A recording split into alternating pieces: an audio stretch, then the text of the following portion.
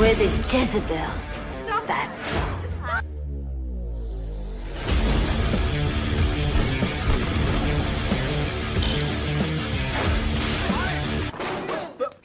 Here I come. I want you to get up right now, go to the window, open it, and stick your head out and yell, I'm as mad as hell, and I'm not gonna take this anymore!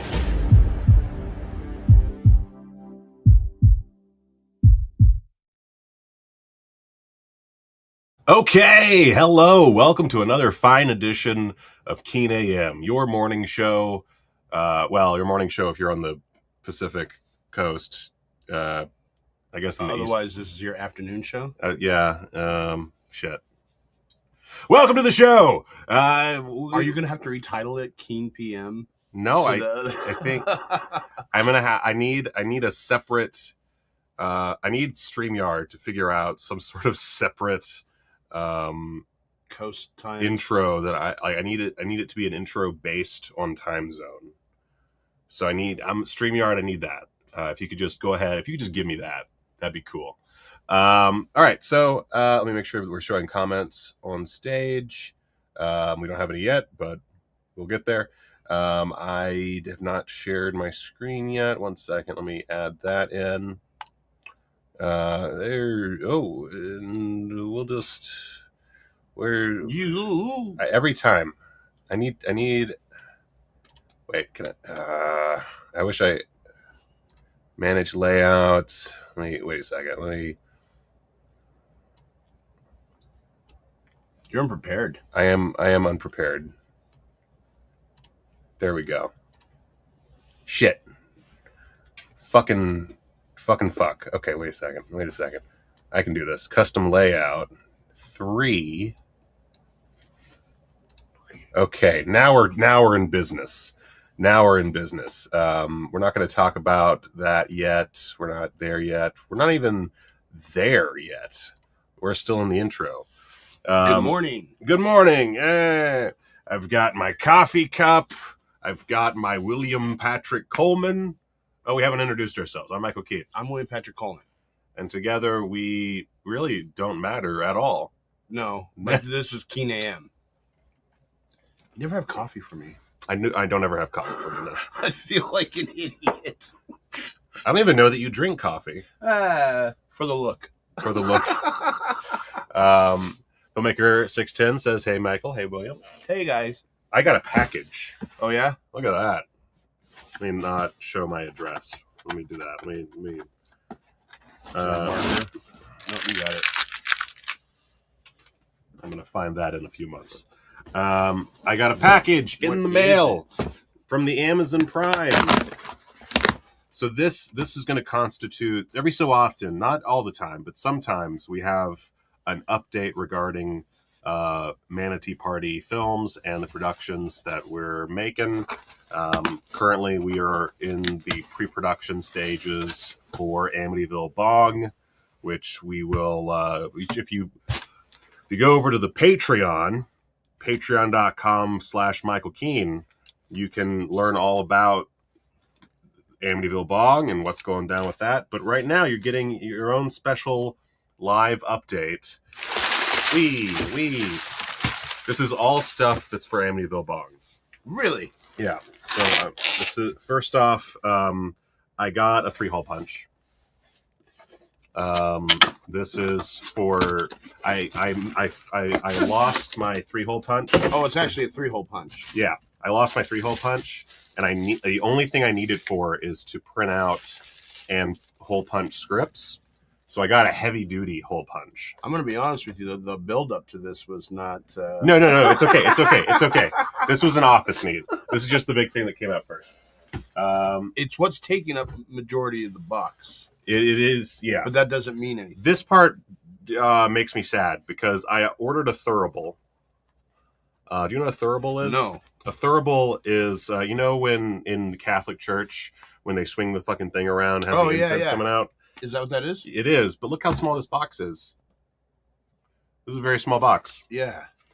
This is the Michael is disappointed with his life moment. Let's see how fucking tiny. Is it a prop?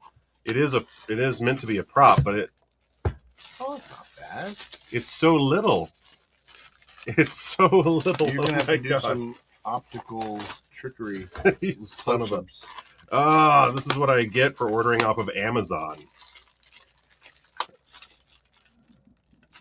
Oh my God. It's a little baby thurible. It's a little baby. So that's our thurible. That is for the priest. So this is for spoilers for Amityville Bong, but there is some exorcism style jazz that happens.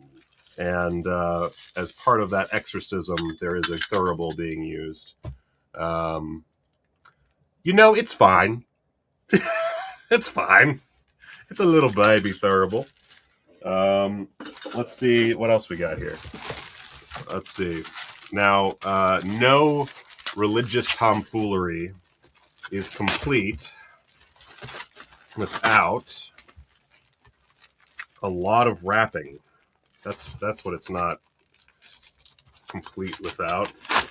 Just a lot of fucking wrapping.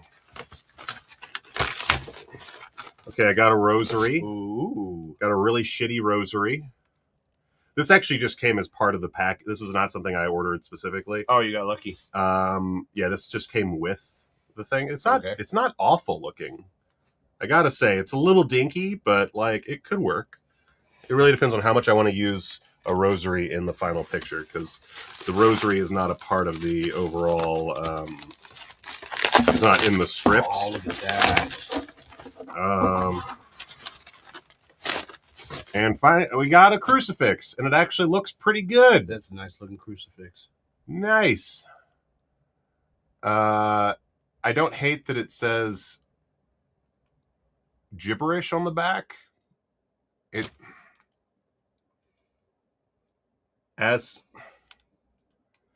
you see what that says? I know handmade and family workshop, but I can't tell what the fuck the other words say.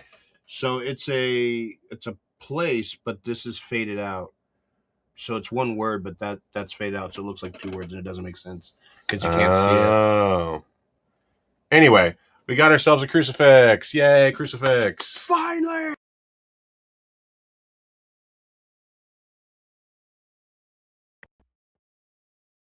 No, it just started being a dick. And we're fine. Okay, that was weird. Well, I'm going to have to just keep an eye on the microphone because it's being a jerkwad. Anyway, got a crucifix. And that is for Amityville Bong. So we got some props in today. Some more exciting than others. Some less tiny than others. I'm really glad that this didn't come in and it wasn't like a keychain sized crucifix, because I really feel like that's the danger that's the path, that's the potential whoopsie-doodle. Punk Ron says, good morning, just watched Moonstalker and Deadly Love. Love Moonstalker, but Deadly Love was a little rough. Good job on the special features. Well, thank you. Yeah, I did the special features on those. Well, I edited the special features on those. And that was a fun time. I don't remember jack shit about them, but it was a fun time. All right, so let's get into our news for the day, shall we? Shall we? Yeah. First up, let me widen this out a bit. I feel like we could be a little wider. Yeah, that's the ticket. That's the way you like to see things happen. Well, this is interesting. So I was gonna watch this last night. You've seen this? I have not seen Autopsy of Jane Doe. I just want to make sure we're talking about the same movie. Emile Hirsch, Yeah. Brian Cox. Yeah. You have to see this movie. Oh, okay. It's great. Okay, so I haven't seen it in a long time. The impression that it has left on me, it's interesting that we talk about this because the guy just did Passenger. Yeah. Yeah. So, and I like Passenger. Andre Overdahl? Yeah. Something? Passenger's getting a lot of shit, but this movie's good. Really good. I didn't know anything about it. I think my experience left a better impression on me than the movie did, but the movie is a really cool concept. It was something that I kind of was toying around with at one point or another, the idea of a horror movie set inside a mortuary. Okay. Yeah, really cool. Well, check it out. You got to see it. Severin Films, they have a summer sale launching on June 26th. And the first release that they've released information on is a 4K UHD of Autopsy of Jane Doe, which would make it its, as the headline says, its 4K UHD worldwide debut.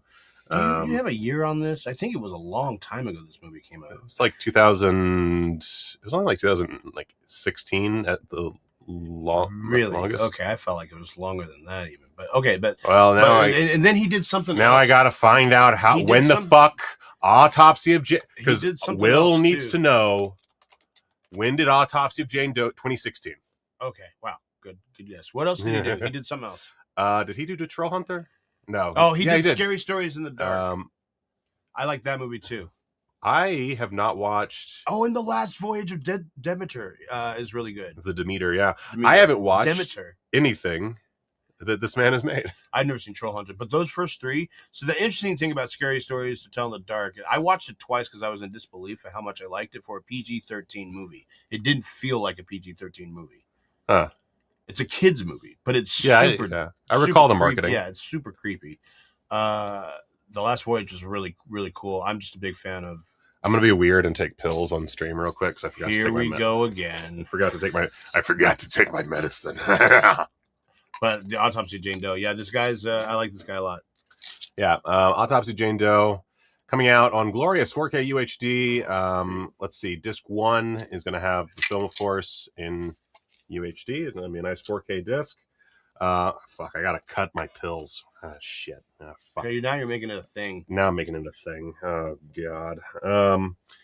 And got some interviews and stuff. It looks like it's probably all just. Well, I don't know. Some of these interviews could be new, but it looks like they're probably ported over.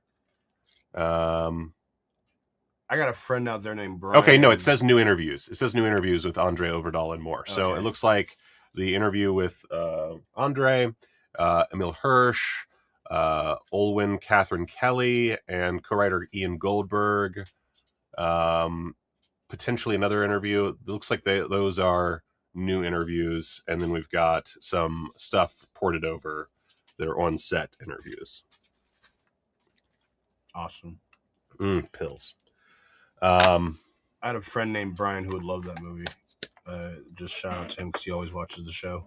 If he hasn't seen it, you should see it. It's good. I'm surprised that you haven't seen it.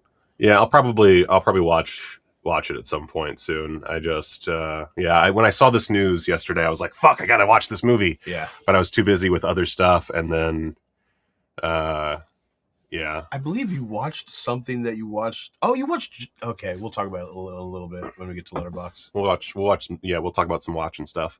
We don't have a lot of news today. No, we don't, and I'm fine with that. I'm fine with that because I actually really did a lot on Letterboxd. Sweet. Satan Tango 4K Blu-ray. This just tickles my pickle. That's a cool title. British label Curzon Film is preparing a 4K Blu-ray release of Bellatar Satan Tango. You remember, I went and spent 7 hours and change in a movie theater. Oh, yeah. It's that one. Really? Yeah. This is a great film by Bellatar, the late, great Bellatar. And I feel like it's like one of the two comments on this article says this is on my list of movies to see. I feel like Satan Tango is one of those movies that's on like the majority of movie fans' lists to see, but everybody puts it off because again, it's about 7.5 hours long. Is it really 7.5 hours long? Yes. I'll take that as a dare and actually watch it. I will say I would take all day off just to watch it. So it's a 3-disc set, and the film is split into chapters. If you wanted to be a pussy about it, you could do it over the course of a couple of days. No, thank you. Okay, all right. Because they're basically just long. If I do it, I want to do it. It's basically 3 long feature-length movies. Okay. Well, can I do the 3 feature-length movies in a day? I did it. I feel like break up the 3 movies. I feel like you still get the same experience. I mean, it's not literally 3 movies. It's split into parts. Oh, okay. and there is an intermission. So there's there is some comfort there, but it is still 7.5 hours of movie. And it follows this little Hungarian village and the people therein, and it's all very muddy. So much mud. Oh my god. You feel muddy by the end of this film. So for those who have not watched Satan Tango, highly recommend. And this seems like a great release, if only because it's a 4K of Satan Tango. You get the most movie out of this deal compared to any other movie release, just by virtue of the runtime. So that's really cool, and that's coming August 3rd. So check that out. Radiance Films, I didn't really want to talk too much about this. One thing, they have The Last Circus available in a limited edition. Last Circus fucking rules. But as far as their new releases that are coming out, the ones that really... Well, first off, Treasures from the Golistan Film Studio. I love a good, like, film studio-centric release. I have no idea what the fuck this is, but it does intrigue me. So I wanted to highlight that. But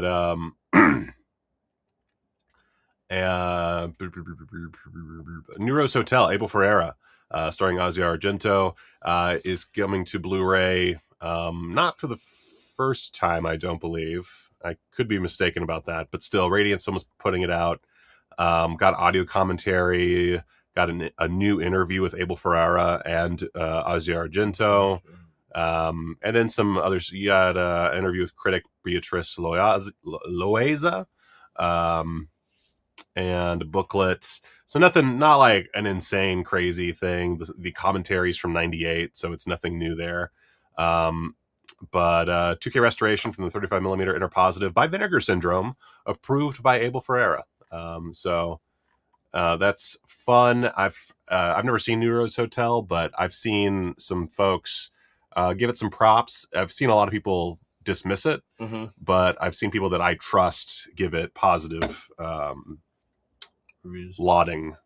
So, and then Joe is coming to Blu-ray. I don't know if Joe ever got a proper Blu-ray, but this is like a very important film of the 1970s. It's from John G. Avildsen, who did Rocky. Why do I think that's a Nicolas Cage movie, Joe? It's not. I don't know what you're thinking of. Huh. It's gonna drive me nuts. 3 letters, 1 word, Pig. That's a Nicolas Cage movie. There's a name one where he's out in the woods with his son. Oh, right. Oh, biscuits. See, I know what I'm talking about. Yeah, you do know what you're talking about. But I thought it was one name. The one name, I thought it was Joe. Nicolas. Wait, hold on. Is there a Joe? There is a Joe. Oh, motherfucker. David Gordon Green. It's right here. It lives in the back of my head just for this purpose. Now I'll never watch it. I'll never talk about it again. I apparently did watch it. I know I've seen it too, to be honest with you. It's David Gordon Green. I must have seen it. Okay. That's funny. But here's the other Joe. I had no relation. Here's the 70s Joe, starring Peter Boyle, from the director of Rocky. Joe's a real sack of shit. Features Susan Sarandon in her first screen role. Anyway, newly recorded audio commentary with a couple of critics. Got a new interview with critic Ellen E. Jones. I'm not surprised that there's not like any like cast and crew stuff, because most of them are dead. Yeah, they're not there. Or they're like Susan Sarandon and they're too big to talk to. But this is another one. This is coming out September 14th. And I believe these are all September releases. Let's see here. Nero's Hotel. And September 14th. Yeah. Oh, that is a good... You know what? That's fair. I'm gonna bring that up. You might care about this, William. Popeye 4K Blu-ray. Popeye. Paramount is putting out a 4K release of Robert Altman's Popeye. Throwback right there. 4K. Who the hell played the bad guy? The bad guy? I don't remember his name. Oh, geez. It's a very interesting movie. I haven't seen it in maybe 20 Bluto, Paul Smith. Paul Smith, okay. I haven't seen it easily 30-something years. 30-something years? I don't remember this movie at all. Oh, wow. I remember I didn't like it when I saw it, and it doesn't have a good reputation. I like Popeye, but I saw it kind of late.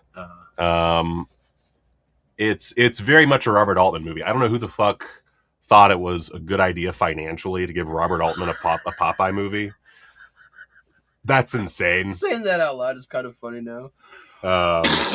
You know who would do great? Robert Altman for Popeye. Somebody's saying that in a board meeting.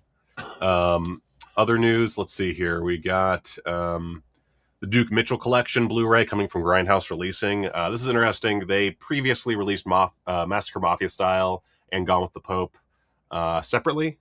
And I guess those releases are out of print. And so they have this new Duke Mitchell Collection coming out. Grindhouse Releasing loves to re-release stuff.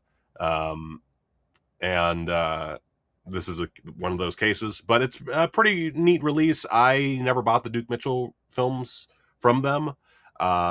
This appears to just be all the same shit, just ported over. Plus, in addition to the 2 Blu-rays, you get a CD, which is the Gone with the Pope original motion picture soundtrack, which is apparently available for the very first time. So that's cool, I guess. I don't do anything with CDs when they're given to me in a package, but it's cool that the 2 movies are together. So I might pick that up just because I didn't pick them up before. So if you are like me and were a dick and did not pick up either Duke Mitchell film from Grindhouse Releasing, August 25th is the time to do it.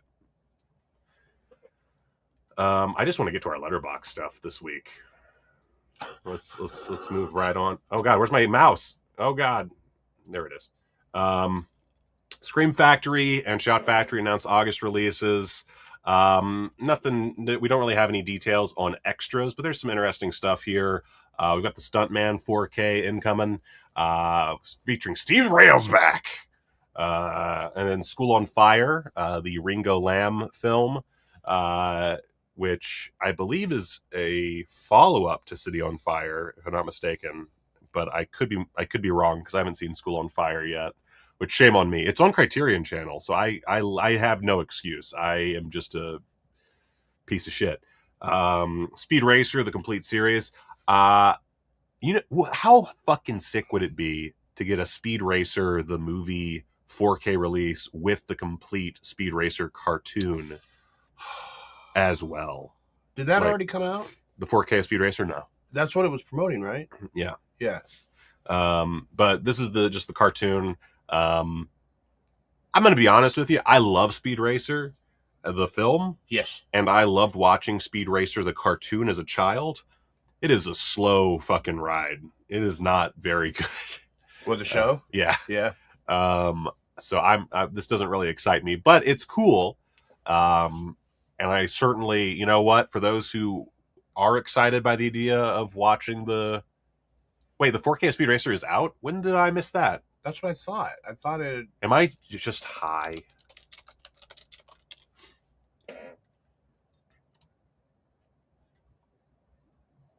Sure enough, there it is. That just quietly came out of nowhere and did not... That's what it was promoting in theaters. That's what I meant to say. When the re-release was out. Son of a bitch. Man, what a lame... Yeah, they're not going to show it and then you wait 4 months for it to be released. They're showing it right on top of each other. No, that's fair. That makes sense. I thought it would have a bit more of a hoopla around it. No, God, no. But I was really shocked when you told me it was in theaters, and I was like, why would anybody... And then after you telling me that, I did a little research, and sure enough, there's a following now for it. And I didn't know that. That completely blindsided me. I thought I was the only one who liked it. And I know that you and I had talked about it, and you were a fan, but like I didn't know it had a following. This just looks like the Blu-ray. This is just the Blu-ray, but a 4K. This sucks. Yeah, there's 4K Ultra. This sucks. There's not a special collector's edition or 4K special edition? Is that not limited edition steelbook? I don't want a fucking steelbook. Yeah, I don't like steelbooks. No steel books. No steel books. Okay, well that's fucking lame. Hopefully someone eventually puts out a good release of Speed Racer 4K. I don't know, man. I was super pumped about this, but I don't know. It just seems like a lame studio release. Okay, anyway. Scream and Shout. They putting out Your Name again. Nightcrawler on 4K. That's exciting. I really like Nightcrawler. Steelbook re-release of Night of the Comet, and Steelbook re-release of JFK, the theatrical cut on 4K. So I have that 4K, but not Steelbook. And I left my... I really like that movie. Look at that. I left my thing up. 1 second. They can't see that. But I need to close it. All right. That's enough Blu-ray news. Ending in me being disappointed in a release that I missed for one of my favorite movies of all time. Which was? Speed Racer. Oh, yeah. God damn, crazy. That's wild that just like plopped out and just... It was a bigger deal in theaters. Yeah. Wait, let's see what the boys say over here for the 4K. Looks like they're happy about it. Okay, so 1-disc release. So there's Speed Racer Revisited, that's 13 minutes long.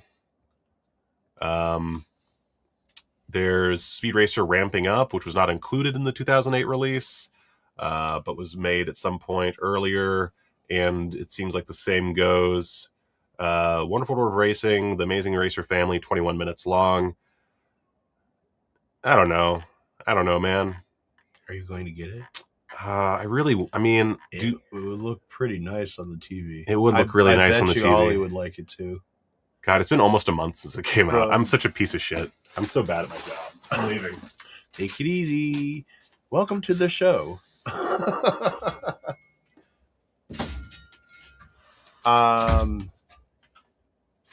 So I guess moving on.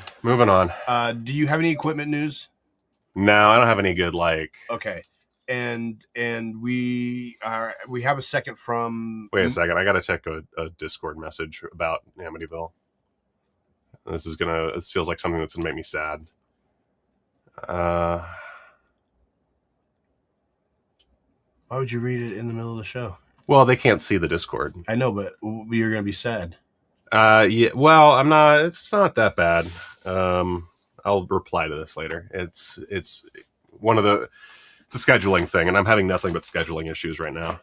Okay. And then real fast, that was the next question is, are we good on... Oh yeah. I don't have any filmmaking news. It's coming up though, guys. And there's going to be an abundance of news, I bet, coming out here soon. Yeah, we'll eventually get to more fun stuff. There's nothing of note, I feel like. But the problem is that I really need to figure out how to present filmmaking news and not film gear news, because the problem is I don't give a fuck about most film gear news. And so that's where things become a little iffy for me. Anyway, rest in peace to James Handy. Yeah, this is really unfortunate news. This guy's been around for a hot minute too. He just recently was in Top Gun Maverick, which they credit him as. But he's done some bangers back in the day. What has he done? Well, he did Jumanji. Yeah. That's the OG 95 one? Yeah. Yeah. Yeah. Rest in peace. He was... Let's see. He's in Brighton Beach Memoirs. He was... he was in Arachnophobia. Yeah, that was one. He was the... Arachnophobia. There's like 5 people in Arachnophobia.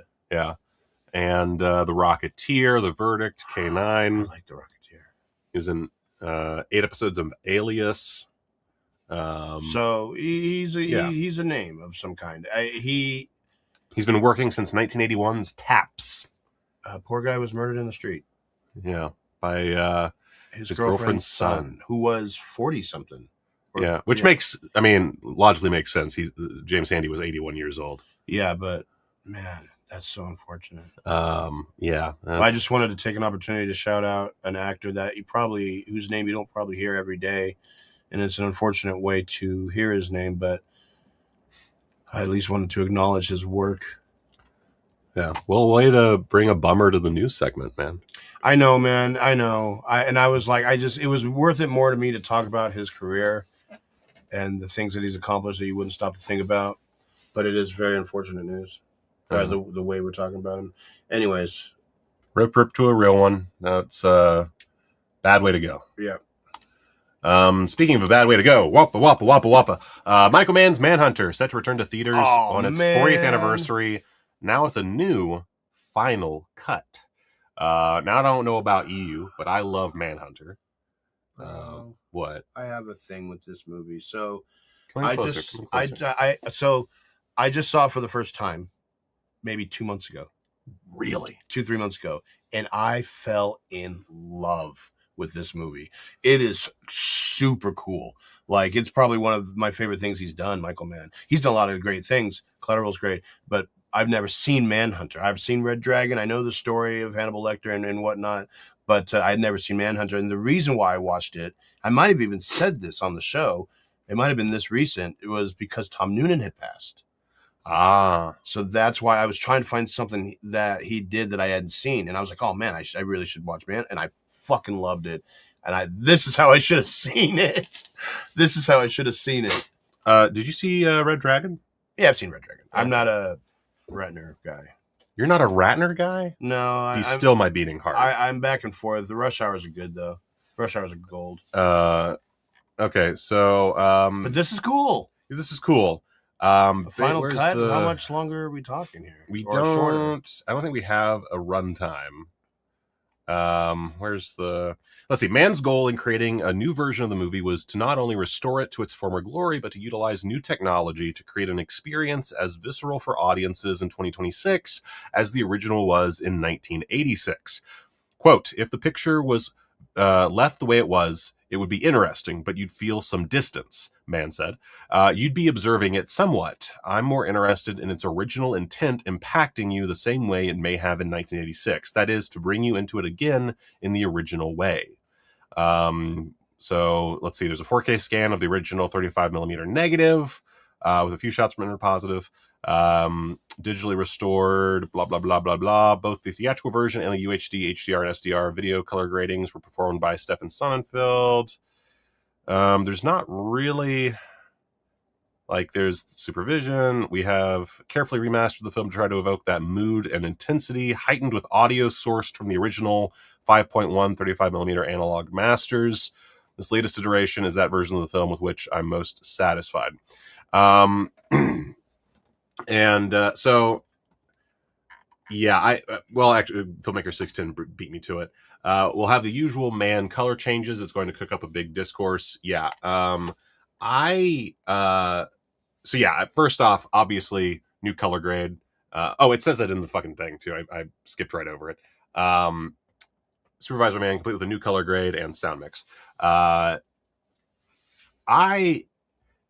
Here's my... So my thing with directors fucking with their previous films, like Wong Kar-wai does this, or did this with a bunch of his movies, and Michael Mann does this, is as long as you make the original available or readily available, not a big deal. If you try to just make it like that's the only version that exists now is your new version, that bums me out a bit.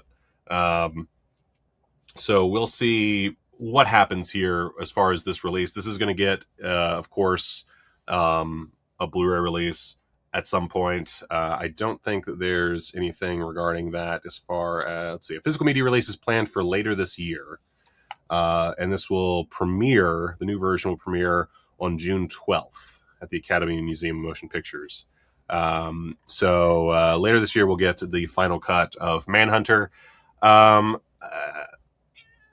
I mean, I'm intrigued to see what Michael Mann does that makes it feel more modern. Mm-hmm. I guess really, I don't know what it would be other than the color grade. Mm-hmm. And even then, I feel like Manhunter has a pretty... I mean, it's not a color grade. It's the film stock that they used. Mm-hmm. But I feel like it looks pretty good. Yeah, it's got a solid look. Well, the film stock and the post processing that they did. I should be more accurate. So I'm intrigued. I'm most intrigued to be able to see Michael Mann's Manhunter in theaters, because that's something I've never gotten to do. Yeah, that's pretty cool. I kind of wish it was the original version, but I do like the idea of a new sound mix at the same time. Some kind of juggling. I think it just depends on how crazy he goes with the color grade. To be clear, to answer your question more clearly, I did see Red Dragon before Manhunter, so I knew what was gonna. Manhunter wasn't a surprise to me as far as what the events in the book and how they take place and what happens, but it's just a stylish fucking looking movie. I think it's a cool looking movie. I think everybody's really good in it too. Okay, real quick. Have you seen Silence of the Lambs? Oh yeah. Okay. Have you seen Hannibal? My favorite. You seen Hannibal? I like Ridley Scott's Hannibal. Yeah. Okay. Rank all of them. All 4 movies. Go. Oh my God. Okay, so clearly number one is Silence. The thing about Silence that's great is that Hannibal Lecter is not the main bad guy. He's a side character, and so that's why it works so well, is because there's a lot of him in little increments. The second one, real close, and I fight this, is I love Hannibal. I think Hannibal is painfully underrated. So Silence of the Lambs is great because Hannibal's barely in it, but Hannibal, the one where he's front and center, it's easy second place, baby. It's the bastard son, really. He it's dark too. I like Ray Liotta in it. I like Julianne Moore in it. They're all really good in it. Manhunter is, God, I don't know now. Manhunter might be better than Hannibal, probably better than Hannibal, but I don't like Red Dragon. I don't like Red Dragon. Yeah, that's Hannibal and Manhunter. The thing is that Hannibal is like mine because nobody talks about it, and I had such a great experience with it. The brain scene, like, and Gary Oldman, and like, there's so many great things about this movie. I actually I don't know if I agree with your ranking. There's more character study in Hannibal. I actually really like Hannibal, and I remember that DVD was mind-blowing for me because it was one of those like jam-packed DVDs. I believe it was like a double disc, right? Yeah, and it had all sorts of special features going all over the production. It was so cool. Yeah. And I cherish that memory because that was when we knew how to make DVDs, man. So it's an unfair question because I just discovered Manhunter and I might need to revisit again. But I personally really liked Hannibal back in the day. Brian Cox versus Anthony Hopkins. Go. Anthony Hopkins easily. Brian Cox is no slouch though. Versus Mads Mikkelsen. I've never seen. You never seen? I won't. Yeah. Oh, you got to watch Hannibal. You know me in shows, man. Which is the next thing we were going to. You know that I don't. I barely watch TV shows. I am not a show guy unless I know it has an end. It has an end, and I know that people like had some kind of. But the Hannibal show people. You know what I did see? You know what's at the bottom of this is Hannibal Rising. Oh right, I always forget about Hannibal. Rising. I have seen Hannibal Rising, and that's at the bottom. Yeah, that's one where Red Dragon's better than that. Hannibal Rising sucks shit. Any glazing of Hannibal Rising will be met with guffaws from me. Who's your favorite Hannibal Lecters in the order? Probably. I mean, Mads Mikkelsen is really good. Is he good? He's really good. Yeah, and he gets so much time to shine. It's kind of unfair. But I'm gonna say it. Mads Mikkelsen, top tier. Really. Followed very closely by Anthony Hopkins, yeah. who just, to me, he's a little over the top a lot of the time. Mm-hmm. He's just he plays a little too strong. Red Dragon, he's kind of... And then Brian Cox, who's really good, just barely in the movie. Yeah. And then Bruno, whatever the fuck is... The guy that died, I can't remember his name. He was a great actor. Died in a skiing accident, I believe. Oh, I didn't know that. Yeah. Great actor, but the least of the Hannibals, easily. Yeah. All right. So next up, this usually we don't cover. Oh fuck! I didn't add it back in. Usually we don't cover TV, but this kind of pissed me off. So I did not watch the last season of Doctor Who.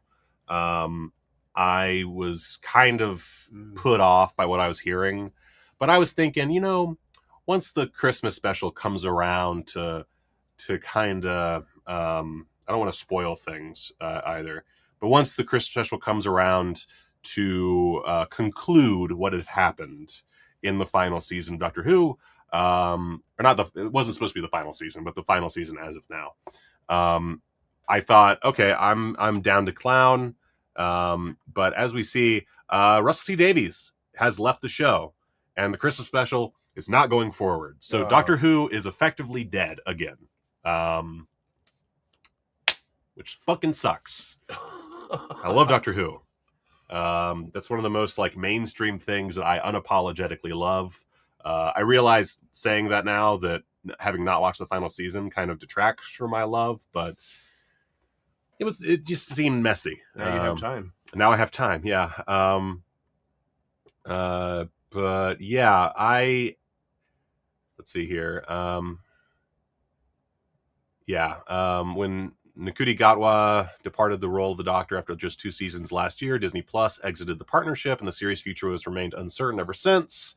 BBC's just putting it out and to Tinder, as they say.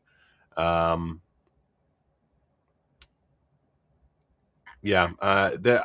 this says to me is there was no plan for Doctor Who going forward, and that bums me out because it's a show that deserves a little bit of respect, and I don't feel like there was a lot of respect, especially once Disney started co-producing it, and that sucks.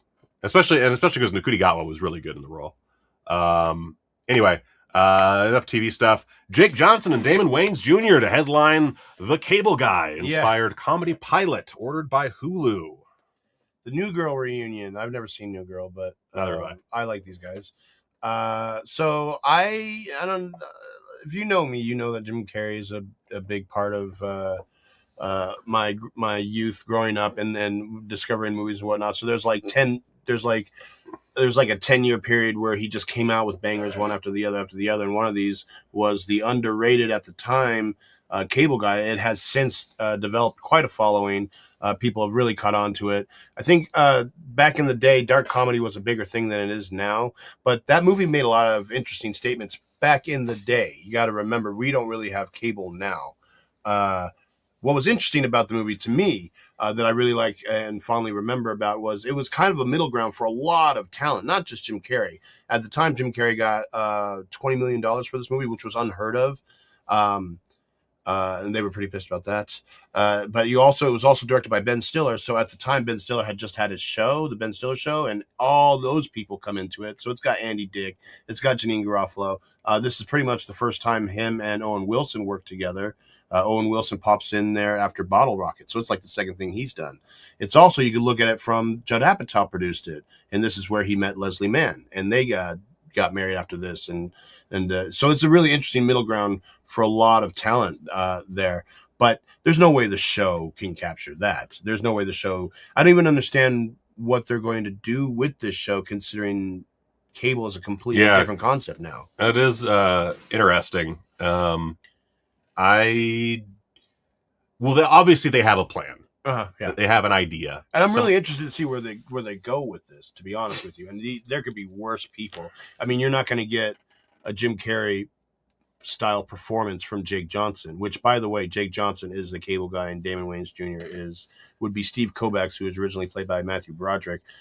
Interesting choice. Yes, very interesting choice. I wonder if they had something to do with this themselves, just to figure out a way to work together again. Yeah, the Jake Johnson thing is specifically the fiber optic installation guy. That's funny. Yeah. I would think Damon Wayans would be the Cable Guy. So that is surprising. And I messaged you that. I was like, I don't think that they could come back from making Damon Wayans Jr. the stalker of the show. And if the show's successful, then you got seasons upon seasons of the black guy being the stalker of the show. And so, I don't think that they would do that for that reason. But it is an interesting choice to go this way. Jake Johnson is not Jim Carrey. Yeah, I'm very, are we about to see, a monumental turn from Jake Johnson where he shows his, insane comedy chops that he's been hiding all these years?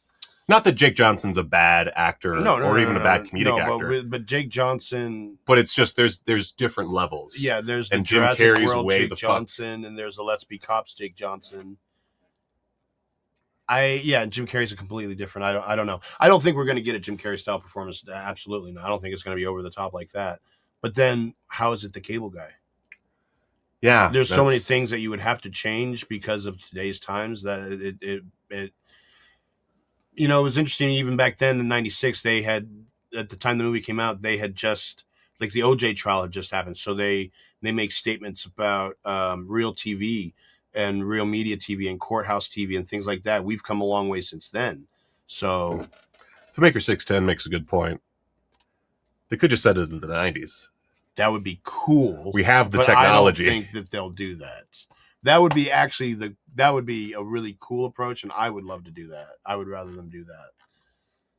But anyways, I jumped when I saw that news because I thought that I don't know. I don't want to say it's ballsy. It's just an interesting.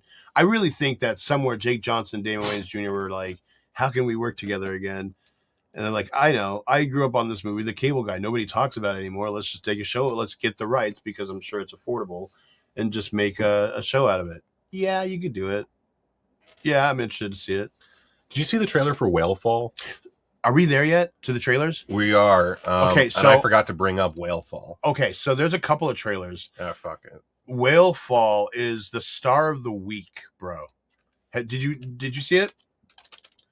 Oh, I missed an Insta360 bullshit thing. The trailer for Whale Fall? Yeah. Yeah, I saw it. All right, guys. This is a new. They debuted this in Comic-Con, by the way. They debuted this at Comic-Con? They debuted this at Comic-Con, and we're finally getting it online. Huh.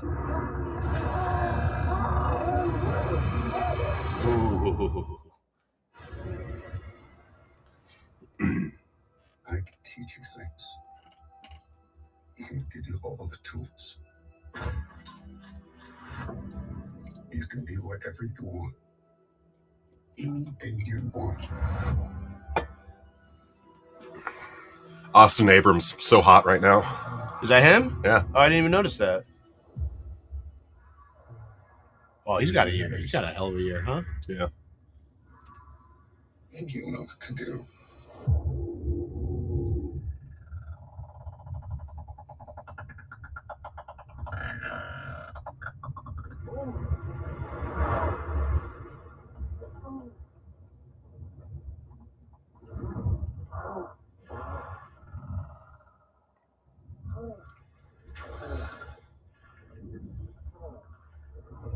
I love the almost slapstick nature of how he winds up in The Whale.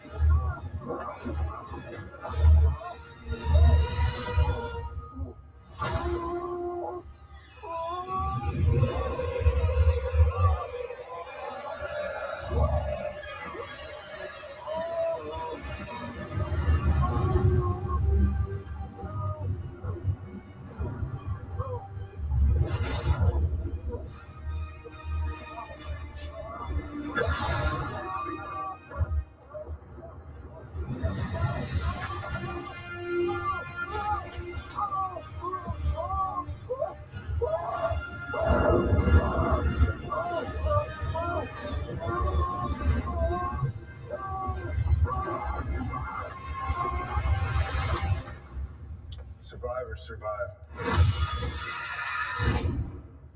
And that, baby, is how you make a trailer for a movie. That looks exhilarating. That looks wild. Yeah. What a great idea. Somebody was like, and I was talking to him because I saw the trailer yesterday. They're like, "How would you describe that movie?" I was like, "You know that part in Pinocchio where he finds himself inside the whale? That's what the whole movie's about, except it's fucking terrifying." Yeah, I'm curious to know how they maintain a presumably 90-minute movie. Yeah. From this concept, because it seems like That's a tight space. It'd be no different than something like open water or something like that. I could because there's a lot of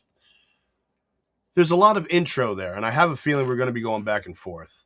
Oh yeah, probably a lot of flashbacks. It's Josh Brolin too. He's not just going to be in the opening and then gone. Yeah, that's true. That's a good point. So I bet you that's what narratively that's what they're doing. Yeah, and I guess thinking back, there's Buried with Ryan Reynolds. Same idea. Yeah. What's that one where they're in the sky? Fall? Yeah. Yeah. Something like that too. Anyways, looks great. Looks fucking really good. Oh, there's a trailer for the second Fall movie. I've never seen the first one. It doesn't matter. It looks like they're completely different. And we're not talking about Tarsum's The Fall. No, we're not talking about Tarsum's The Fall. Oh, wait, me. This is another pretty solid trailer. Wait, now did this just come out? Did we just happen to be talking about this? Yeah, we just happen to be. This came out 6 days ago.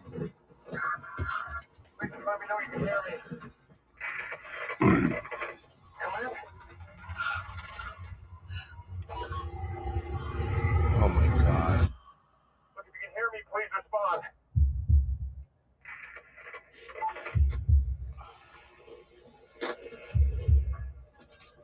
This is legitimately one of my worst nightmares, by the way.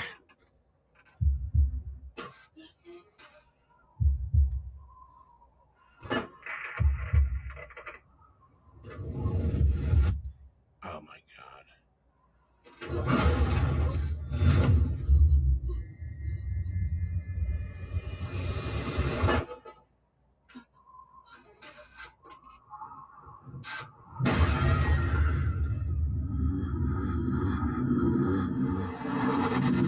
We shouldn't even be up here.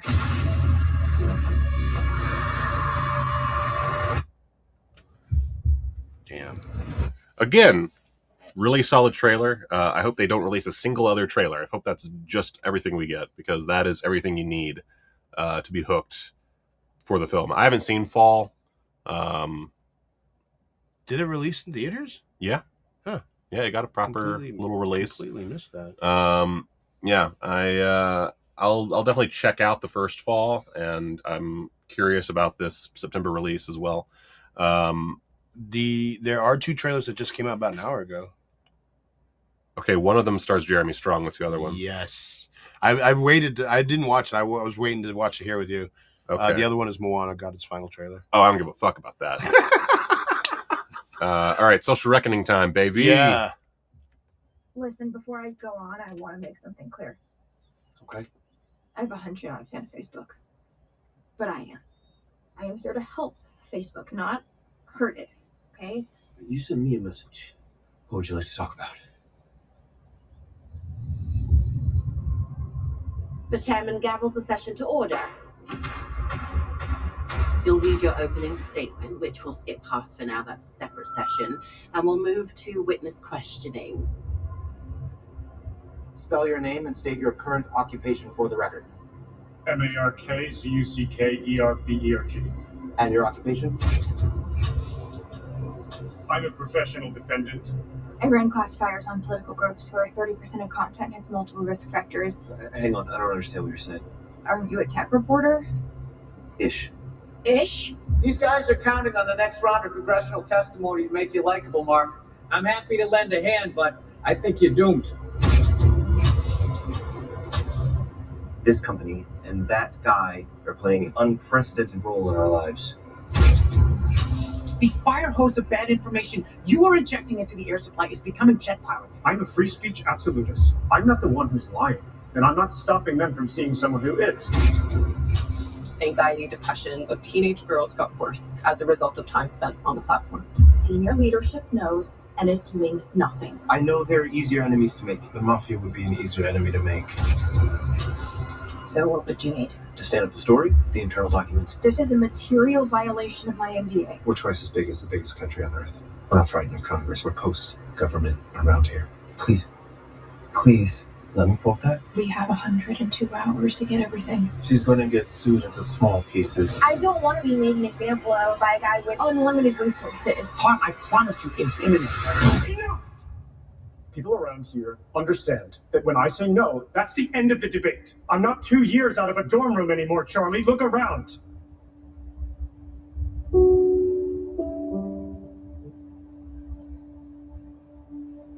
I don't know what the girl thinks she's doing. She's disrupting. So, first off, hell yeah. Jesus. Obviously, it's always nice to get, first off, more Jeremy Strong in your life. Jeremy Strong as Mark Zuckerberg. He's gonna get an Oscar nomination at the very least. At the very least, yeah. There is good on him. He looks good in that. Like, I wasn't expecting that transformation. I am a little worried, because it is Aaron Sorkin behind this in full control. I do worry that without a David Fincher at the helm, it's gonna be a little wobbly. Interesting. That being said, Aaron Sorkin's still a strong writer. It's a good story. You got Jeremy Strong, you got Mikey Madison, you've got Jeremy Allen White, and fucking Bill Burr, baby. Fucking Bill Burr. When you said when you hear his voice and he's sitting in the dark, you're like, what? Bill Burr's in this? I didn't even know. Yeah. And as Filmmaker 610 points out, Oscar winner Mikey Madison. Yes. Got the Oscar before Jeremy Strong did. Damn. Oh, he got nominated. Yeah, he got nominated. Yeah. But every pussy gets nominated for a fucking Oscar. Looks really good. I think does look good. And I don't know. I see what you're saying. It doesn't have that that might not have that equal, because you're missing David Fincher to even out. Yeah. Sorkin. Also, I feel like it's a more complicated story to get right, whereas the founding of Facebook is a little bit more straightforward. So they almost had more. Oh, it almost. I guess what worries me is that we'll get like the Basic Instinct 2 to Basic Instinct. Oh, I see. Yeah. Where it just doesn't feel like it's like, yeah, that's what you need in a Basic Instinct movie, but it doesn't quite have the juice. It doesn't have the magic now. Yeah.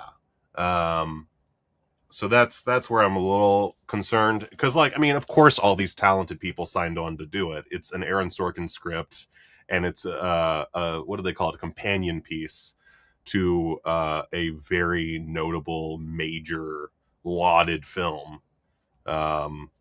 It makes sense. So I am fingers crossed. But I think at worst we're at like a 3.5 out of 5. I think I feel like that's where it gets. That's the most negative I'm gonna get with it. I hope. Speaking of star ratings, it's that time to go to Letterboxd. Did you want to do your Letterboxd first? No, let's do yours. I had a very interesting week with Letterboxd. Today, this week is going to be a lot of Letterboxd. We saw some movies, guys. Yeah, we did see some movies. Where did you leave off last? Let's see. We did Night of the Juggler. We do Desk Set or Werewolves on Wheels? I think that's where we are, Desk Set. Yeah. Desk Set is a 1957 film starring Spencer Tracy and Katharine Hepburn, wherein Katharine Hepburn has to fight AI, basically, in 1957. Spencer Tracy plays this guy who works for a company that builds this massive computer that's designed to eliminate the jobs. There's one that eliminates the accounting department at this big company, and then there's another that's the information resources department, which is very funny. There's a bit where Katharine Hepburn specifically says that you can't replace us with a computer, and literally all they do is their Google. They're basically just Google. It's people call them, ask them little quick questions, and they're like, "Oh, well, where does a rose get its name? Let's check the books." They are the company Google in human form. Yeah. So it strikes an interesting sort of like weirdly pro AI message in 1957. where basically the idea is like, oh, you just got to work together with the computer and not against it, and we can all live in harmony. Gotcha. Spoilers for Desk Set. It was fine. The movie itself was fine. But it was fascinating to watch 1957 AI interpretation. Yeah, it was really surreal because it felt so timely. And they're not literally working against AI, of course. This is just working against a computer, but the idea can be easily like I could see a Desk Set remake about AI, and you would change very little. Nice. Great set design too. But then I watched Werewolves on Wheels. That one was also fine. I brought it to my movie night, and everybody wanted to watch Werewolves on Wheels, and I was like, guys, you gotta be careful because this is a 1970s biker picture. You're not gonna get the loony fun that you're expecting. And they were all like, Werewolves on Wheels! And spoiler, there's not a whole lot of werewolf action in this movie. There is a lot of biker versus Satanist stuff, but it's not a really much of a werewolf movie. Which a lot of my friends were very disappointed in that. I thought it was a perfectly fine biker picture, personally. What I did not think was a perfectly fine picture was Masters of the Universe. Okay. May I interject? Because I saw it too. We should talk about it together. Yeah. Do you want to wait until you're... Yeah. That's okay. Right, yeah. So I'll skip that. But you saw Tuner. I saw Tuner. And that's really interesting. I missed that you saw that. You liked it. Yeah, it was really good. It looked interesting. It's a little... jumbled. That's why I gave it a 3.5, not like a 4. For a minute there, I thought I was dealing with a 4.5 type film, Mm-hmm. but it can't really decide if it wants to be a crime picture or a romance picture. Gotcha. And there's also much like the drama. Much like Baby Driver, it does a good job balancing it, and it kind of looks. There's some similarities there. There's some similarities to Baby Driver. Yeah, the guy has a hearing condition where he his hearing is too what's the word I'm looking for? It's too blur. I don't even know what you're trying. It's too blur, you know. So he uses his talent to commit crimes. Yeah. So basically, he's a piano tuner who has very, very and he can hear a sensitive. His hearing is very sensitive. He's allergic to loud noises. Gotcha. And so he has to wear these earplugs in at all times, and he carries around a pair of like noise canceling headphones, basically.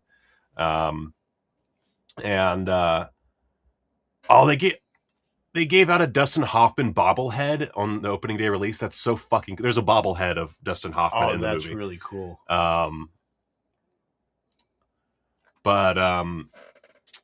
So he winds up just kind of like stumbling across a robbery, basically, which is one of the many times in the film where I was kind of like, I'm not sure this makes a lot of sense. Buy it?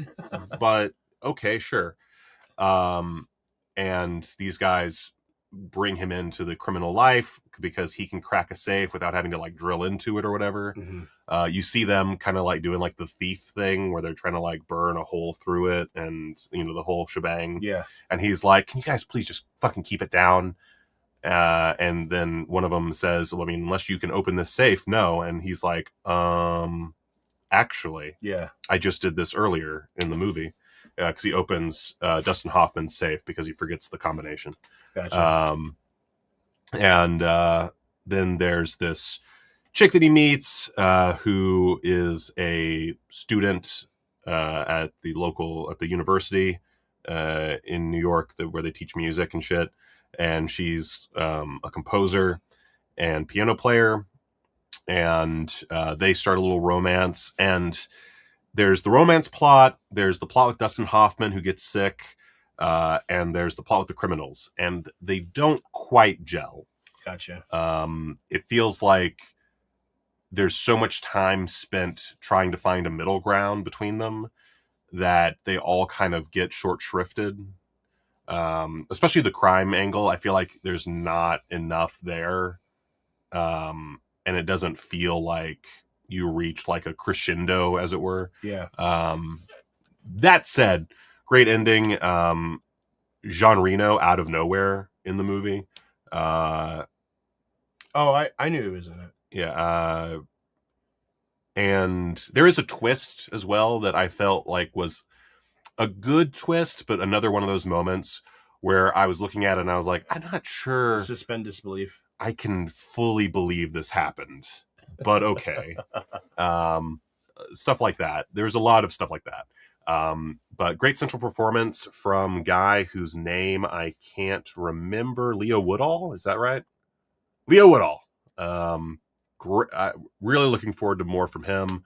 And then Our good friend David Rosen really liked it. Havana Rose Liu, who I haven't seen any other movie that she's done, but she was really good. Oh, Bottoms. Yeah, I still haven't seen Bottoms. That's I suck. Great. It's really funny. And then let's see. I watched Mortal Kombat 2. Finally, you saw it, huh? Not great. I didn't want to. Yeah. Not great. It was fine. It exists. Some of the action was good. I didn't feel like the fights were all that compelling.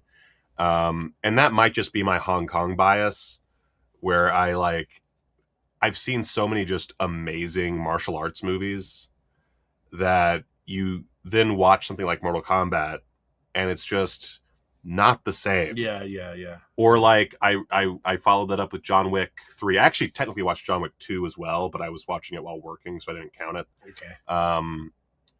But like you watch the John Wick movies and yeah, Keanu Reeves doesn't really have the moves, but they surround him with people that do. Yeah. And so like specifically John Wick 3 has that amazing fight with the guy who played Mad Dog in The Raid. And the knives. Well, there's also the knife scene, earlier. That sequence. Is that what you're talking about? No, that's the earlier sequence. I'm talking about when they're surrounded by all the glass. Gotcha. At the Continental. Yeah. There's that fight with Mad Dog. I wish I remember his name.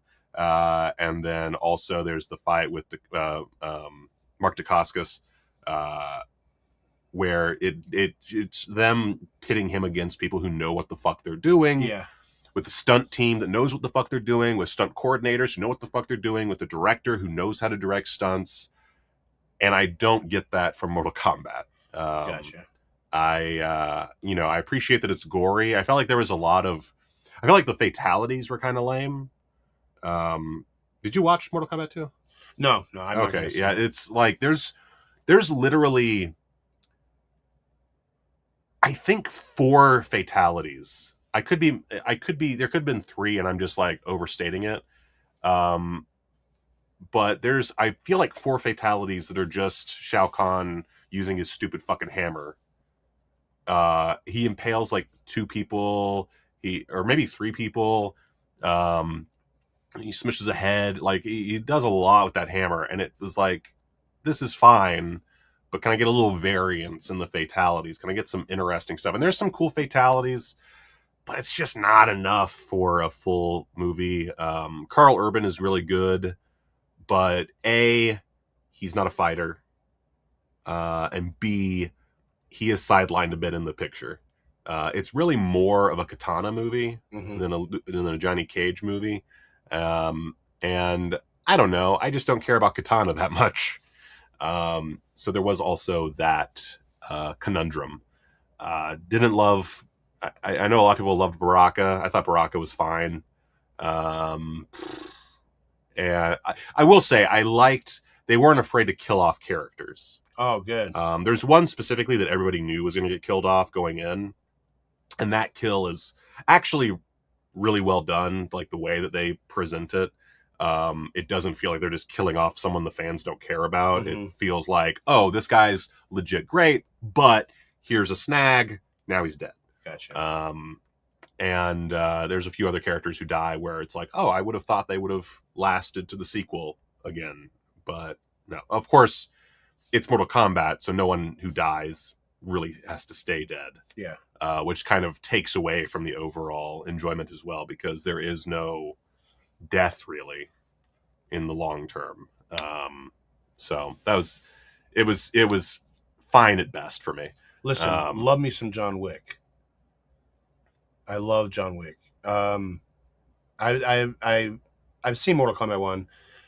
I don't think I'll see Mortal Kombat 2. We talked about Street Fighter. It has some great advertisements. Dude, I'm so pumped for Street Fighter. It has some good marketing. Don't shit talk my Street Fighter. I hope it doesn't go through the Suicide Squad thing, because those trailers for Suicide Squad were really good. But then we get to John Wick, and you didn't write about part 2. That's my favorite one. Well, yeah. Again, I didn't want to count part 2 because I was like in and out of the room. Yeah. And, I was working. I really wasn't paying that much attention. But still, a lot of great shit in John Wick 2. Yeah. John Wick 2. I rated it the same as John Wick 3. They're both 4-star movies for me. John Wick 2 is definitely the better of those two films.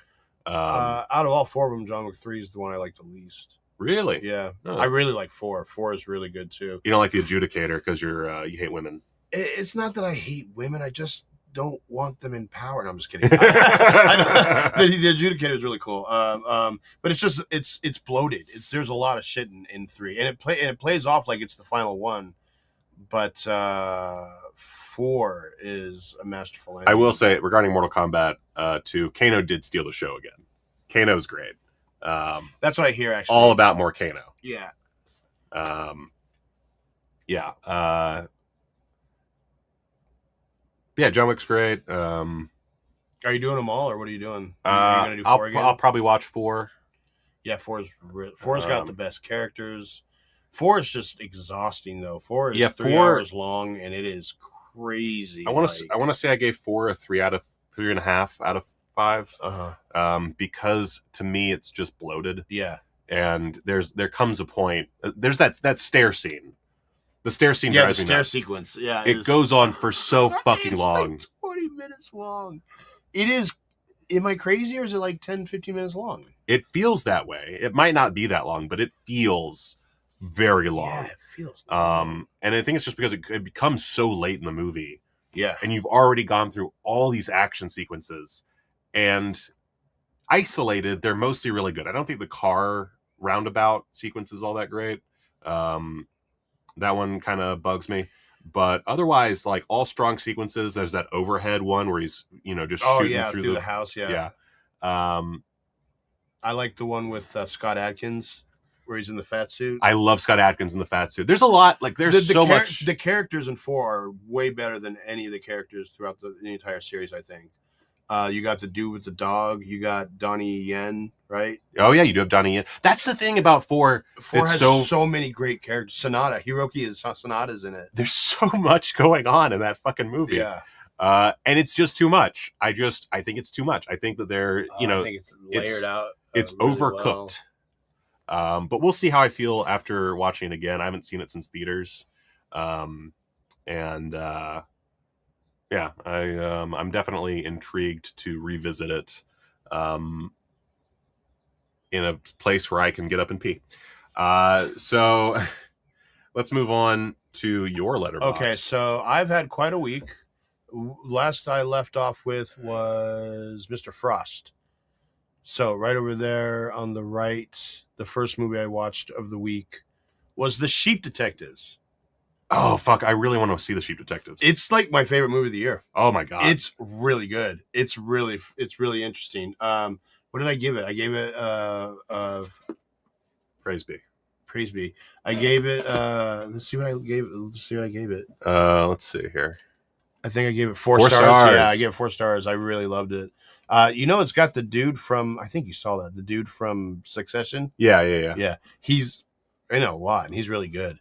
And the girl, I didn't know there's a main chick in there. She's from Oh Hi, which I really liked. I don't know if you ever got to see that. I didn't see Oh Hi. Yeah. Julia? Brian Cran. Oh, because of the voices. Yeah. Right. Molly Gordon. That's her name. Molly Gordon. Yeah. Really good movie, guys, to watch by yourself or with the family. I was surprised by it, and I knew that I was going to like it going in, but I ended up really digging it. Oh, she's in Booksmart. She's in Shiva Baby, which I haven't seen, and I want to see. Shiva Baby. Yeah, I used to say Shiva Baby too, but then I found out it was Shiva, and I felt like a fucking moron. Yeah, like I do now. Yeah, I Am Sam. Oh, Theater Camp. That's in my watch list. That's one I really want to watch. Okay, she's in a bunch of stuff. Yeah. Huh.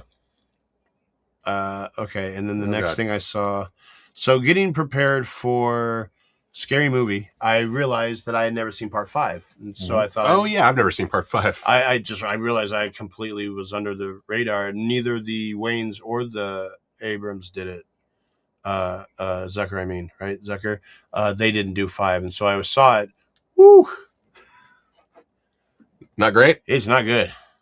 It's really not good. I get it confused with The Haunted House, which is the Waynes. Both movies really parody Paranormal Activity. The only thing is, Scary Movie 5, what it's really missing is not just the Waynes.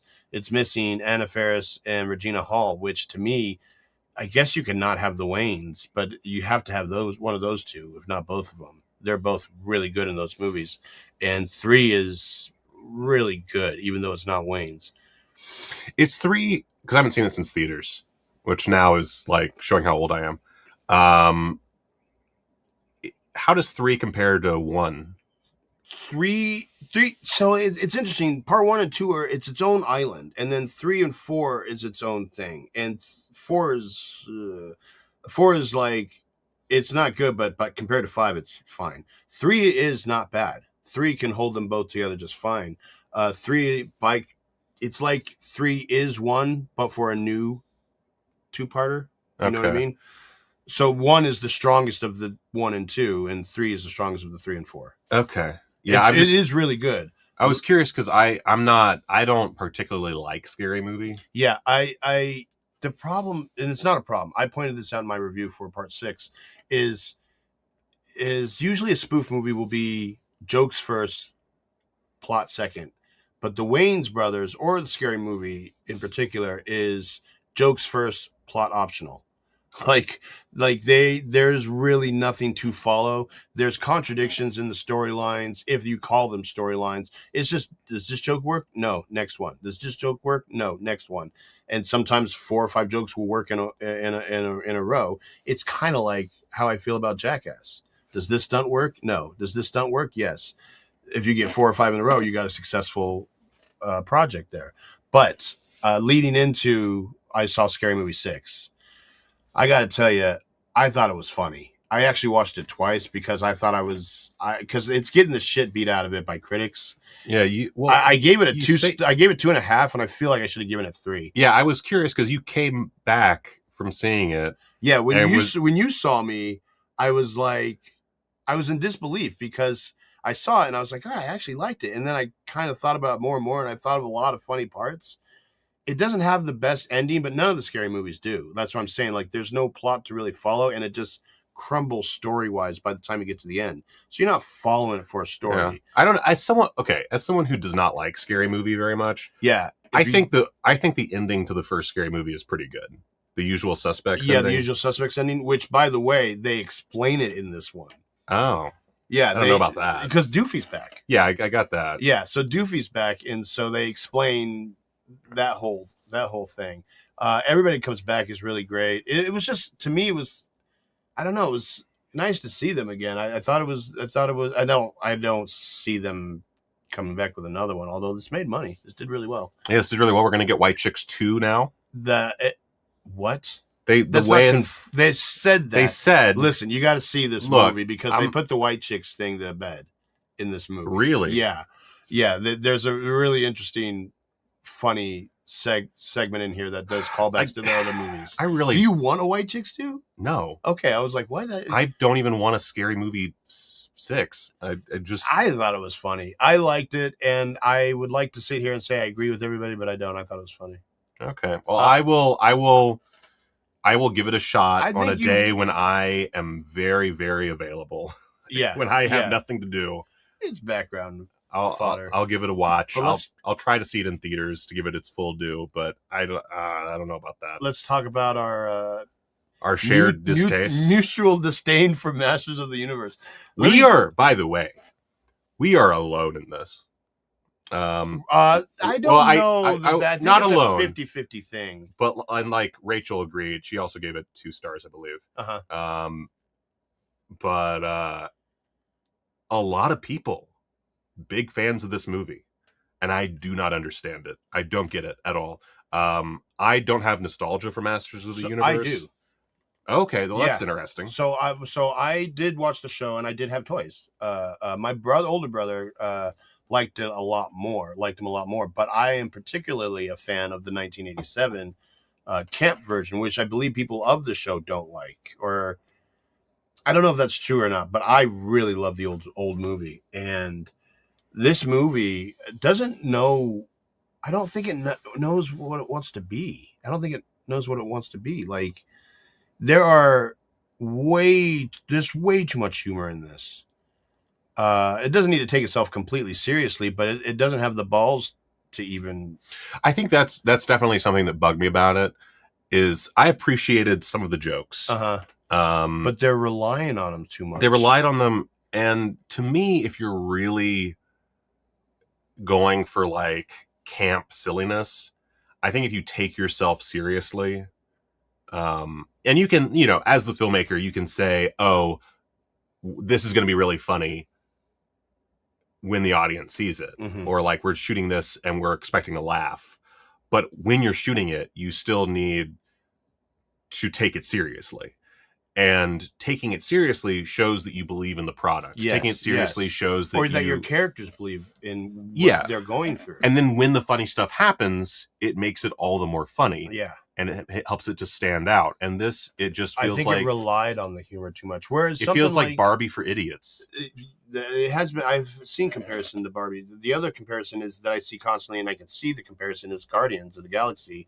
Whereas Guardians of the Galaxy uses humor to even out the stakes and make it believable to our characters, if not the audience. Masters of the Universe can't even it out. Yeah, because it's just jokes. Yeah.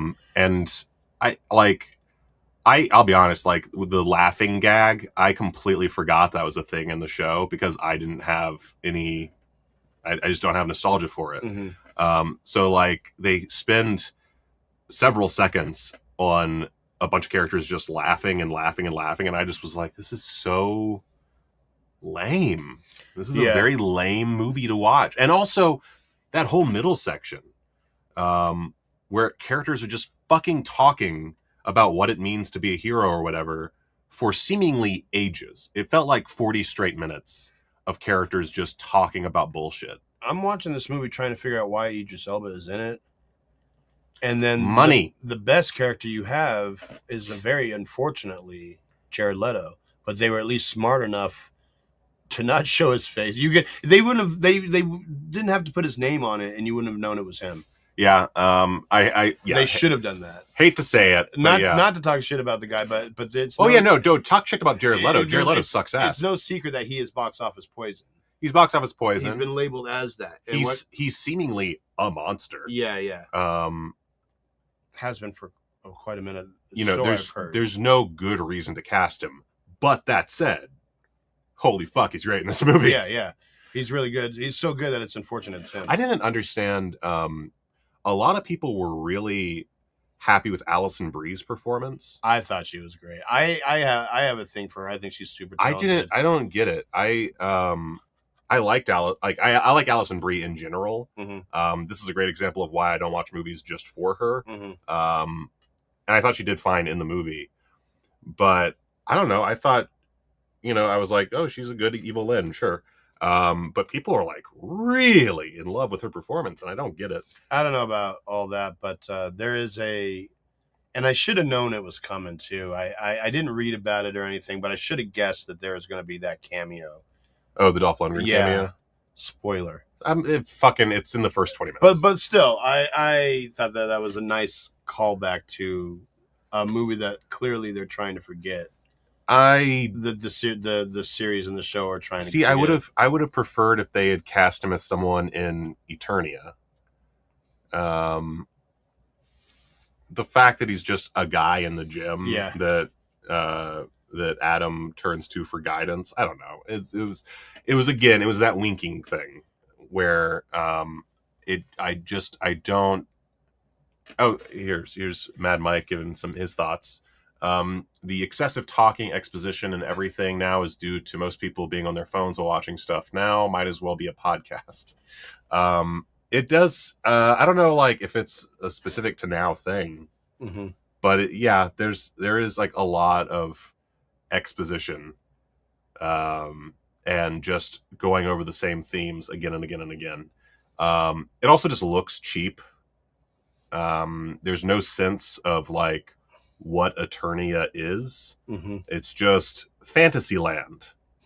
There's woods, and there's two castles. There's a castle. There's Castle Grayskull, and somewhere there's Snake Mountain, and that's it. That's Eternia. That's the whole shebang. The other thing I put in here is, who is this movie for? Obviously, Masters of the Universe fanboys. That's I guess, but like it feels too kiddie for them. Whereas the old school Masters of the Universe was really much more adult. And there are kids that are going to go to this that they're trying to get interested into this IP. And you got jokes like, remember, there's a joke in here with Ram Man. Oh, God. I heard that, and I was like, did I hear that right? Like, I couldn't believe that was in that movie. Yeah, for those who haven't seen it, there's a joke about giving head. There's a character who's a juggernaut named Ram Man. He's an actual character from the show.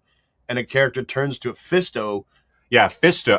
So Ram Man makes a comment to Fisto about fisting people. Yeah, about fisting people. And then Fisto turns to Ram Man during battle and says, give him head.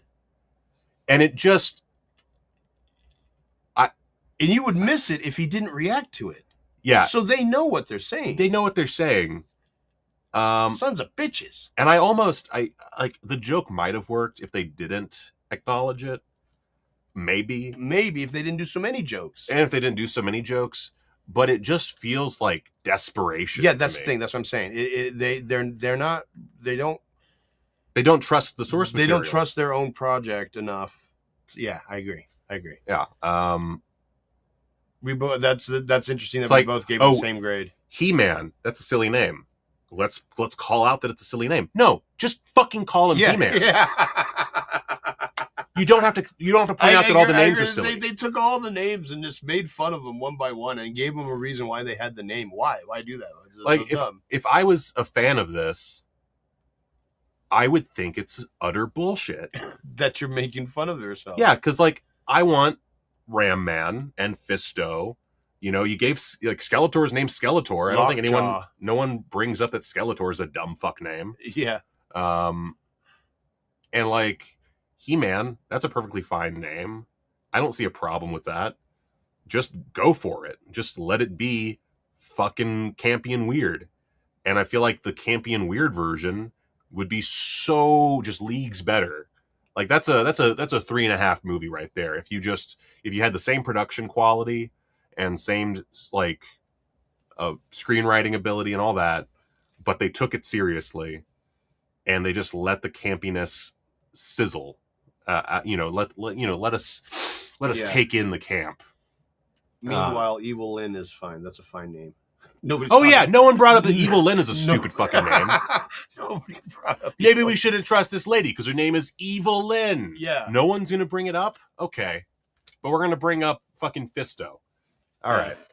I don't know. I just so you know, I wanted to like it. I go into every movie I watch wanting to like it. And I thought I would enjoy it. I thought, I remember the reboot cartoon from like 2003, I want to say. Mm-hmm. I don't know when that came out. I liked that just fine. And like I think that the movie from the 80s is fine. So I was going in like, okay, well this should be a fun action adventure. And it's just, I don't know. To me, it's very boring. I was so just tired of this movie like halfway through. I pushed myself through it. But speaking of boring, wow, this is a low rating. Man, I was very upset. There was a point in the middle of this movie I almost stood up and was like, what the fuck is going on in this movie? Like, I was getting really agitated with it at a point because listen, I like the Mandalorian show a lot. And I love me some Jon Favreau. I had all the hopes in the world that this was going to be great. I don't think that there's a Star Wars movie that I don't necessarily enjoy. that I don't have. I mean, that I have a problem with is what I meant. I like Solo even. You like Rise of Skywalker? Yeah, compared to this. Well, yeah, I can tell compared to this. Compared to this now, because I even said that I was like, because I am of, and I actually went back and looked at your review. I am of the bandwagon of The Last Jedi hate. I really don't like The Last Jedi. Okay, for those who don't know, I think The Last Jedi fucking rules. And I actually know a lot of people who like The Last Jedi. And there's a lot of things about The Last Jedi that I really like, but there's a lot of things about a lot of Star Wars that I like, even the bad ones. This one, I can't. I got really agitated with it. So, like I said, I like The Mandalorian and I like Jon Favreau and I liked the show, but the show delves into the characters. You get answers here and there.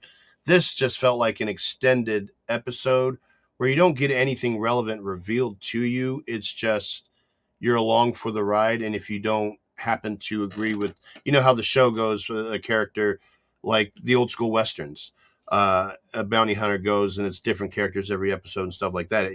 You might like the main character, but every episode is dependent on the new characters they introduce. And this one there's a lot of the Hutts in this one. It's about Jabba's son, who again is voiced by Jeremy Allen White, and he's buff, and skinny, and it just looked weird.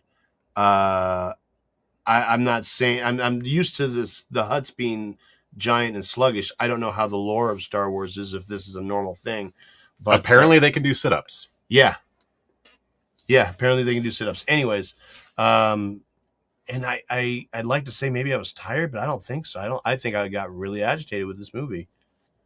I don't even want to talk about it anymore. You didn't see it? No, I really don't like Grogu. That's the other thing is Grogu is not. I remember the first episode of Mandalorian. I was like really into it, and then Grogu shows up, and I was just like, "No, you're not doing this to me. No, no." So they really lean into the Grogu thing in the movie. You won't like it then, because that really agitated me.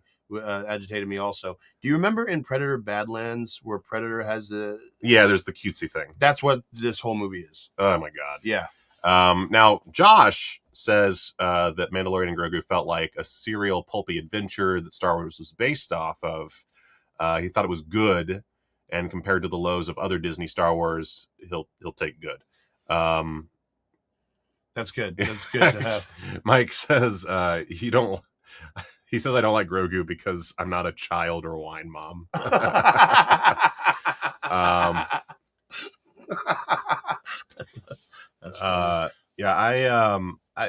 don't know. I'll eventually see The Mandalorian and Grogu. I'll push myself through it again out of just like respect, I guess. I mean, I haven't even watched all the shows. I just started watching Andor. I tried to do, and I hear a lot of good things about Andor. Let me know what you think. The first episode was fine. So we'll see. We'll see how it goes. I'm not rushing to see it. I might try and see Mando and Grogu in theaters while it's still in there. I feel like I probably have another 2 weeks for that to happen, but I'm not rushing.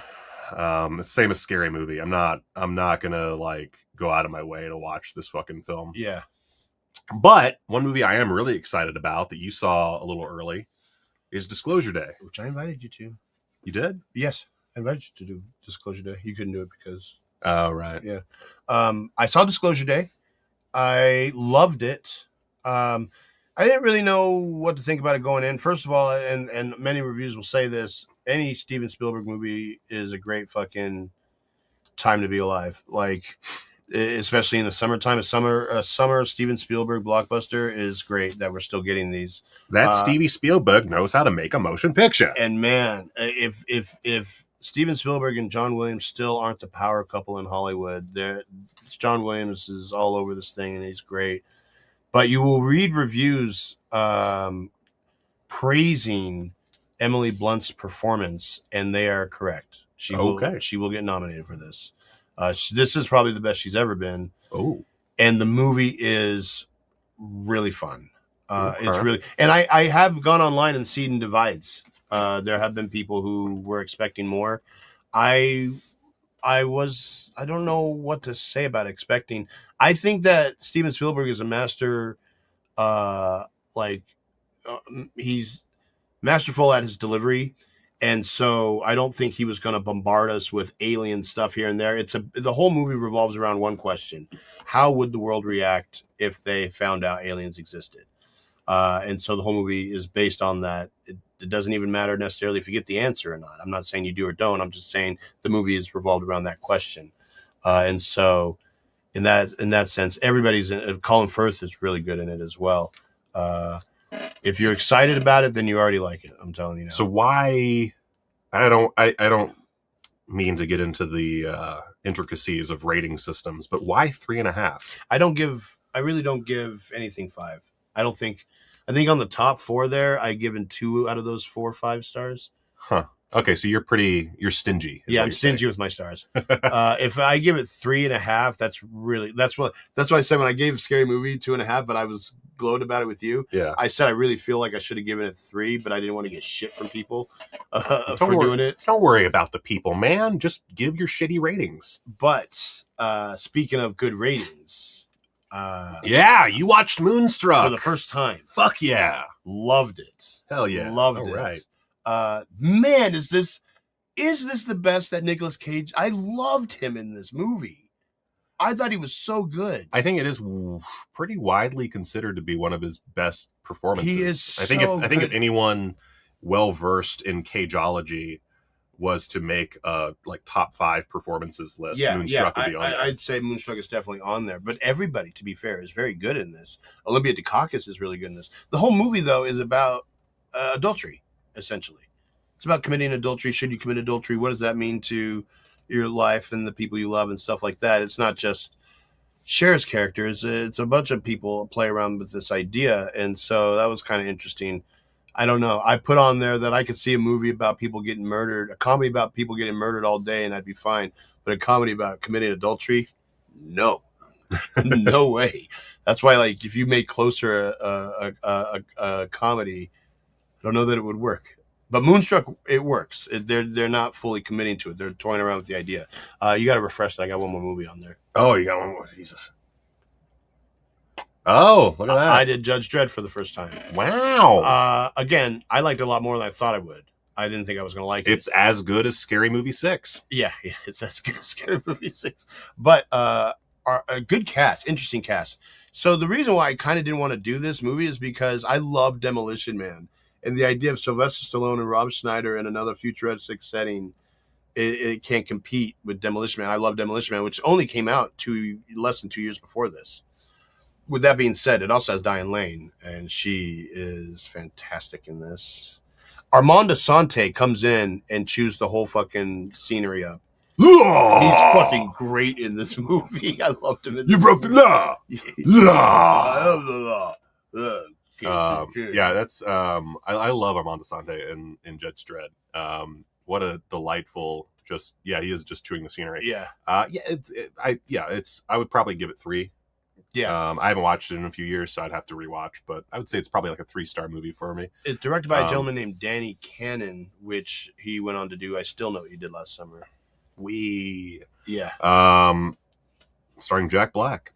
And Jeffrey Combs.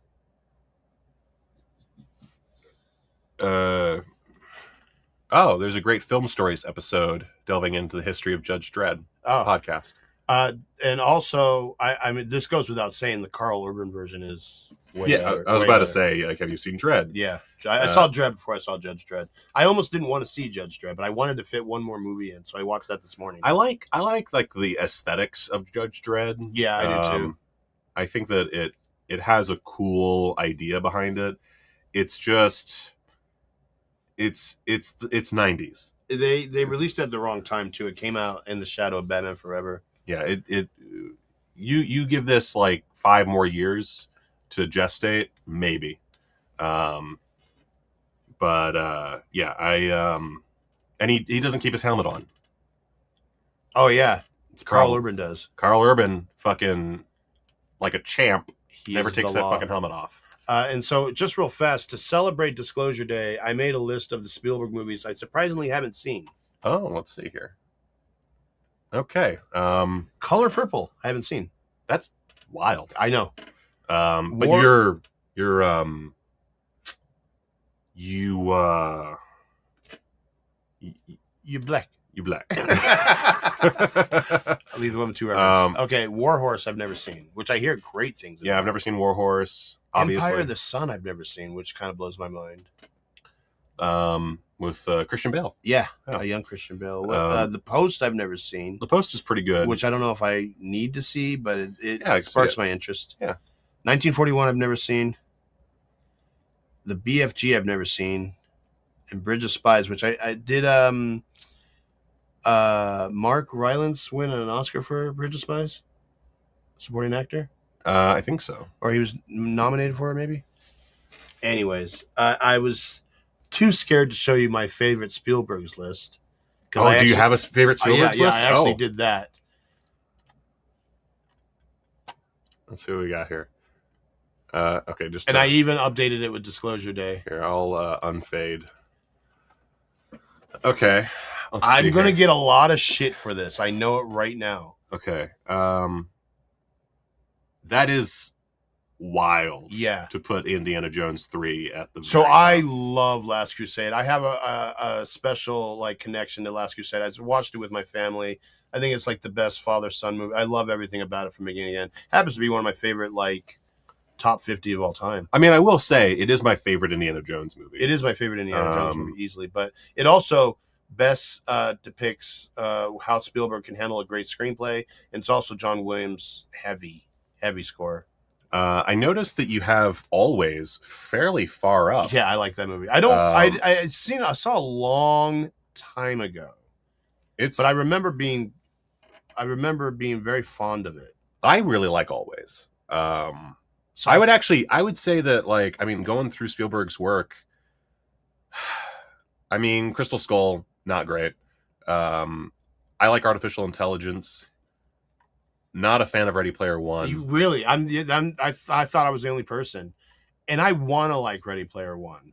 I find the whole concept. There's that whole anti Ready Player One sort of mentality. Based primarily on the book. And I've read snippets of the book. It reads like shit. But this idea of predicating the entire film on references. Yeah, I don't like that. I don't like that. You have to take the DeLorean to go get the magic ticket and I don't like that. It's heavily reliant on other It doesn't IP. work for me. Although, that being said, speaking of artificial intelligence and Ready Player One, with how AI is currently taking from established properties, and people are there's that AI video of Tom Cruise and Brad Pitt fighting. Yeah. It does seem more likely that a video game type world thing would rely on old references. But that being said, the idea that it's all 80s properties, come the fuck on.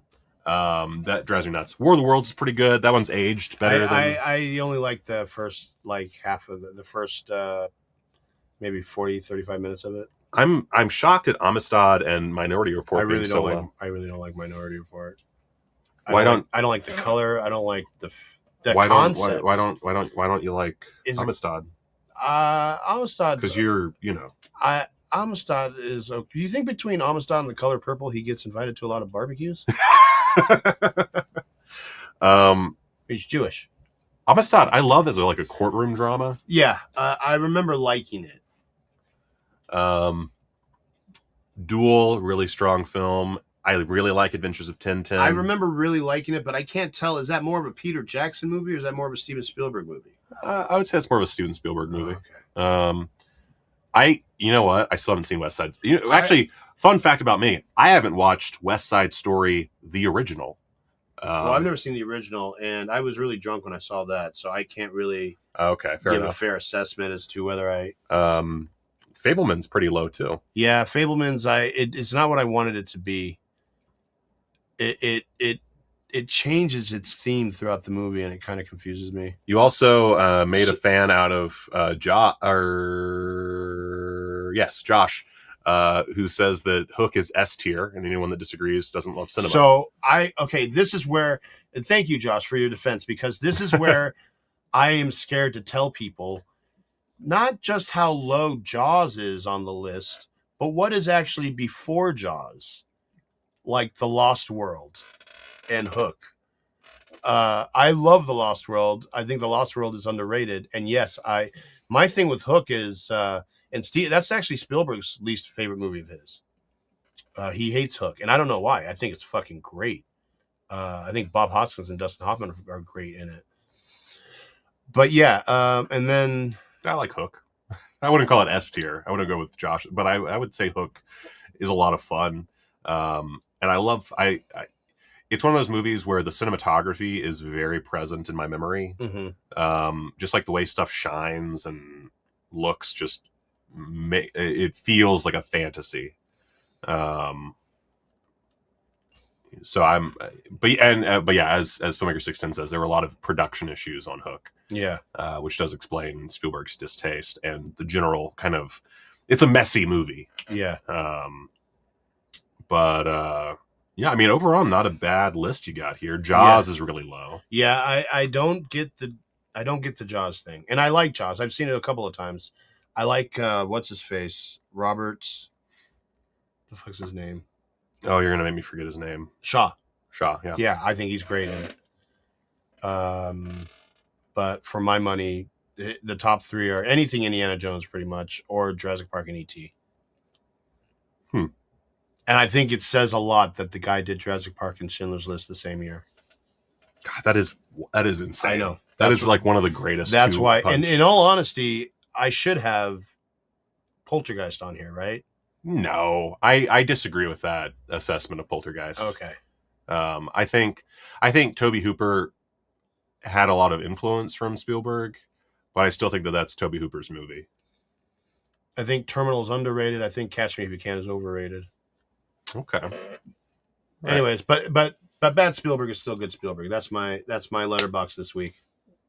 Jeez, was it just West Side Story that I really haven't seen Disclosure? And Disclosure Day, yeah.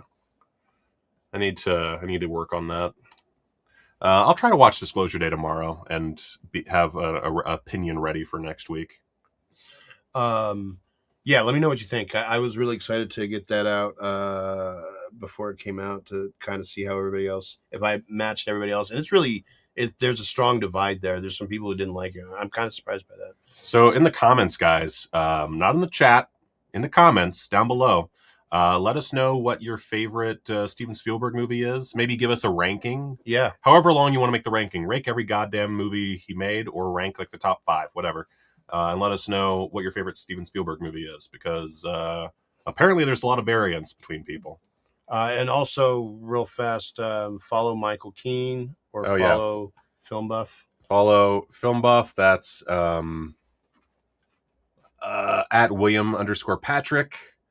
And then, of course, Michael Keene is just at Michael Keene. You can follow us both on Letterboxd and keep up with what we're watching.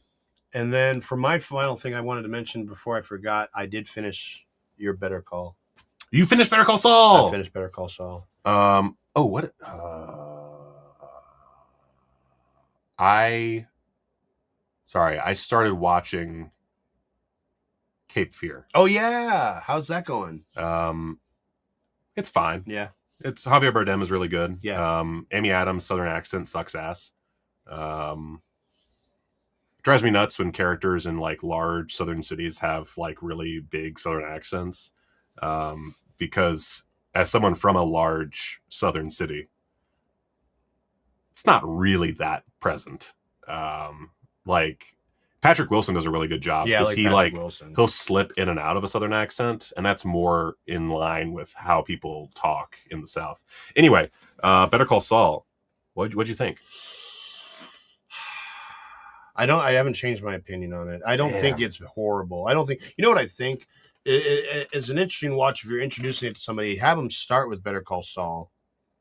Then halfway through, or by the third to the last episode, have them do Breaking Bad. come back and finish Better Call Saul, then go to El Camino. That's probably the more proper way to follow this. Because I think El Camino technically takes place before the very end of Better Call Saul. Okay. I could be mistaken about that. Well, but I feel like they're happening. Sure. I feel like they're happening at the same time. Are they not? Or no, Better Call Saul, there's years later, right? Yeah. Okay. Because I was trying to figure out why we're going years later to see it, and then they wrap it up at the end there. But Better Call Saul it's not about Saul Goodman. It's about Saul Goodman, Mike, and Gus. It's about these three guys. And they have separate storylines, and sometimes these storylines overlap, and sometimes they're in sync. But it's just an expansion. It's an excuse to expand on the Breaking Bad world. The problem is Breaking Bad, to me, works only with Walter White. So El Camino I can't enjoy because Walter White's not really in it. It's all Jesse Pinkman's story. And Saul Goodman is not a likable person enough to carry a show. I don't know. I didn't hate it. I was really excited to get through it and finish it. But when a prequel is always the same issue is you know where these characters are going to end up.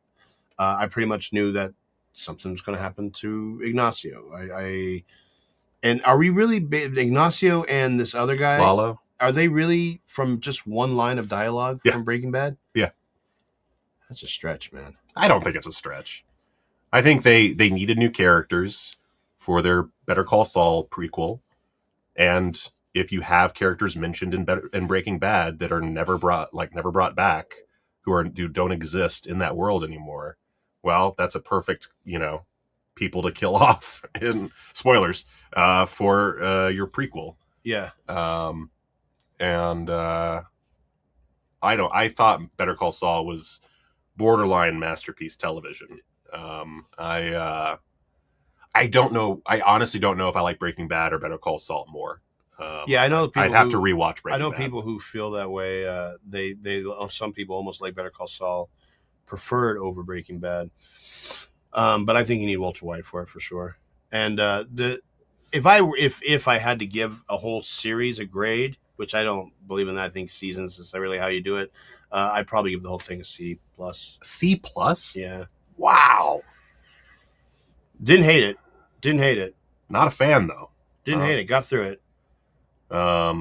There's some of the newer characters they had in there I really dug. Like I liked Charles, his brother. I like Michael McKean's performance in there a lot. And then I started digging that Hamlin guy. What ended up happening to him was really interesting. Yeah, Hamlin's great. Some of the newer characters in the show are I thought it would be the other way around. I thought I was really aching to see the old school characters and get back in the groove. But the more they did it, the more I really didn't like it. And towards the end, they do it quite a lot. It was Kim Wexler I liked, and it was Hamlin I liked. It was all the new characters I kind of dug. Yeah, there's some, spoilers for Better Call Saul, they do bring back Walter and Jesse for, a flashback. 2 scenes? There are 3 scenes total, because there's one with both of them, and there's one with just Walter, and there's one with just Jesse. Yeah, there's one with Jesse, yeah. And Bryan Cranston just kind of, is the character again. Yeah. But then Jesse... I mean, it's been a long time, and Aaron Paul has aged naturally. Yeah. And unfortunately, that means he cannot pass for a teenager anymore. Yeah. And it's kind of funny, seeing him try to be Jesse Pinkman because he's completely aged out of the role. And they do no digital trickery. They don't go for any kind of de-aging. It's just let's put him in the clothes and include plenty of shadows. And it's still good. There's a scene with Jesse and another character from the show that I think is really strong. Pure fan service, but really strong. And I really liked Walter White's little conversation with Saul. But there are pros and cons certainly to that. But I love the last season of Better Call Saul because it feels like 3 seasons of television just shoved together. It's just every episode there's just a lot happens. Minus I think maybe the first black and white episode in the back half. Maybe not that much happens, but it's bringing you into a different world. Yeah, it's bringing you to a different world. And that was kind of, I remember watching, I was like, yeah, this TV's all weird because that looks like Carol Burnett. Yeah. It's Carol Burnett. Yeah, it turns out Carol Burnett, just a big fan of Breaking Bad. Is she? Yeah, I didn't know that. Yeah, I think she might have asked to be on the show. Oh, that's really cool. Yeah. Oh, that's really cool. She was a poignant role. Yeah. Like, she's a huge role. She's really a huge, I mean, whether she's in a lot is, what she does in it is kind of big. Yeah. But yeah, so we disagree on Better Call Saul. I would call it like a solid A. I don't know why we're using letter grades like fucking AV Club, but I would say a solid A. What is a series that you watch that gets a C or lower? You've invested time and you went from beginning to end. A C or lower? Yeah. I mean, this is kind of shooting fish in a barrel, but Stranger Things. Okay, all right. That's fair. I also really didn't like Lost's final season, which was really heartbreaking because I don't remember which season it is of Lost, but there's a season of Lost that ends with a nuke going off. Mm-hmm. And I remember being so pumped. There's that season, and then there was the other season where they reveal that there's they're doing a flash forwards. Mm-hmm. Because like most of the show is flashbacks. Yeah. And then there's the end of one of the seasons, maybe season 4 or 5. It's 4, yeah. Where they reveal the end of season 3. They reveal, because season 3 is all flashbacks, and then at the very end there's this weird episode that's taking place and you don't know what's happening, and that's the cliffhanger for 3. Right. Okay. Yeah. That's flash forward, and then all of season 4 is flash forward. Right. Okay. So I remember like that just like blowing my mind. Okay, thank you, Filmmaker 610. Filmmaker 610 has all the answers. I was like just blown away by almost every season of Lost, and then the final season just stumbled and cracked its fucking skull against a rock, and that was it. Wow. We are completely on the opposite of.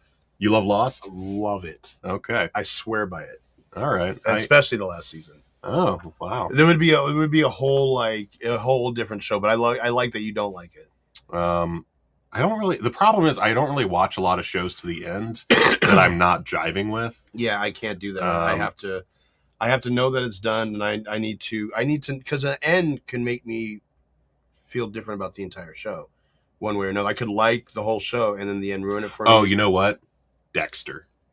That one I feel like. Well, then that one's not fair because you also have spin-offs. You have Dexter Resurrection, you have Dexter... Sure, but there is the original show Dexter, yeah, which is its own thing, and it has a finale, and that finale sucks.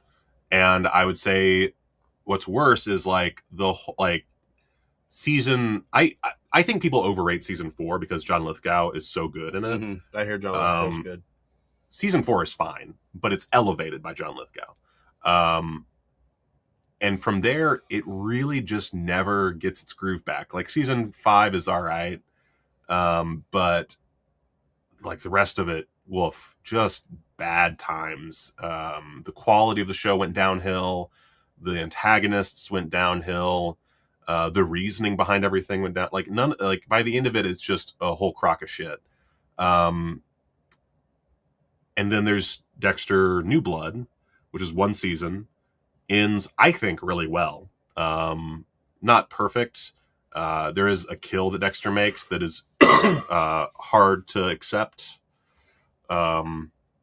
with his character. And then the new Dexter, well, it's continuing, so I don't know. Like the first season ends really well, but we'll see how it goes. I gotta be honest. History has taught me to not trust Dexter. As much as I like the show. And that's one of those where I did, like, even though I could feel the show not working anymore in that, like, 5th season, I kept going with it. And then it just fell apart. And I think that's because, like, there's other shit, like, Buffy the Vampire Slayer has a problem where in its last season, it's kind of just, like, meh, but then it has a really good ending. Or like Angel has some ups and downs, but then has a really good ending and overall is really enjoyable. So I always hope for something to get pulled out of the bag at the last second. All right, we are almost 2 hours in. Oh, fantastic. We actually did have a show. Any comments, last minute comments we want to address? Thank you guys for making the comments. Josh agrees about Lost. He thinks the case of the journey is more important than the ending, which, yeah, fair enough. I mean, I would probably, like, I know you said like a C+ show. I would say that Lost is probably once you package it together as a whole show, it's like a B. It's really not that bad. Dexter as a show, oh god, that it hurts me to say, but that's probably like a C+. Yeah, Showtime shows in me. I'm not really. Or Weeds. I never finished Weeds. I finished that Weeds, one, and I really did not like it. That one fell apart. I haven't watched that many shows that fell apart. Even like Hannibal ends on a cliffhanger, but like they never came back. But it works in my opinion. Well, next week I won't be going to the movies because I saw Disclosure Day and got it out of the way. I might be catching up on my watch list, and I will probably commit to another show for the summer, and I don't know what. We should probably watch a show. I have an idea. Like, my ultimate is Twin Peaks. I have to fucking finish Twin Peaks. Like, I know, I see it on your face. Like, I have to, like, it's hard for me to continue life until I fucking approach this and get it out of the way. You do need to get through to it. Like, but as far as any other show, I'm not dying to see any other show as much as I am Twin Peaks. Well, there might be one that I'm not thinking of. You should watch Tough Guys Don't Dance. It's one of my favorite films of all time. Oh, it's not a show. No, it's not a show. I don't have a show for you. Oh, okay. You should watch Tough Guys Don't Dance. You should watch Cobra. You should watch The Head, available on Terror Vision. Yeah, watch The Head. Yeah. Ram Man. Give him head, Ram Man. Yeah. All right. We're not going to rewatch X. Wait, have you seen X-Files? Oh, yeah, I love X-Files. Oh, X-Files fucking rules, yeah. Although that's another case of the show, like, all right. Oh, no! When they lost to Coveney, I was kind of... And I even tried with it, but it was tough. Listen, I love the movie and everything before the movie. I was a huge fan of. And then the movie was kind of like... It got it to a level that I never could get back to, even though I continued after that. That's true. Season 1 through 6 is all you need. But we have 2 people in the chat telling us to rewatch X-Files. Oh, that's funny. That could be our new show as well. The X-Files. I think Kumail Nanjiani or someone had an X-Files podcast that like went over it. Oh, really? Yeah, someone. I think it was Kumail. I might be mistaken. I might be racist, but someone did a podcast about the X-Files. We actually talked about it, the new cast, a couple weeks back. Oh, that's true. We did. Yeah, that would be Ryan timely. Coogler is bringing it back. I promise. I don't know that I have time for like 23 episode seasons. Yeah, it's a lot of show. Plus, you've done it already. Plus, I've done it. Although I think when I watched through it, I skipped some episodes. I kind of went by. I had like some kind of guide where it was like all the canon. Like, there's a guide where you can watch all the canon and all like the really big Monster of the Week, like that you can't miss. So God, I don't know. We should watch a show, not together because we don't have the schedules that match up, but we should watch a show concurrently. Yeah, I just don't know what show it would be. Yeah, I like that idea. So in the comments, let us know what show we should watch. All right. And with that said, I got to go take a shit. So we are going to end the show. Go see a fucking movie. Go watch a movie, you motherfucker.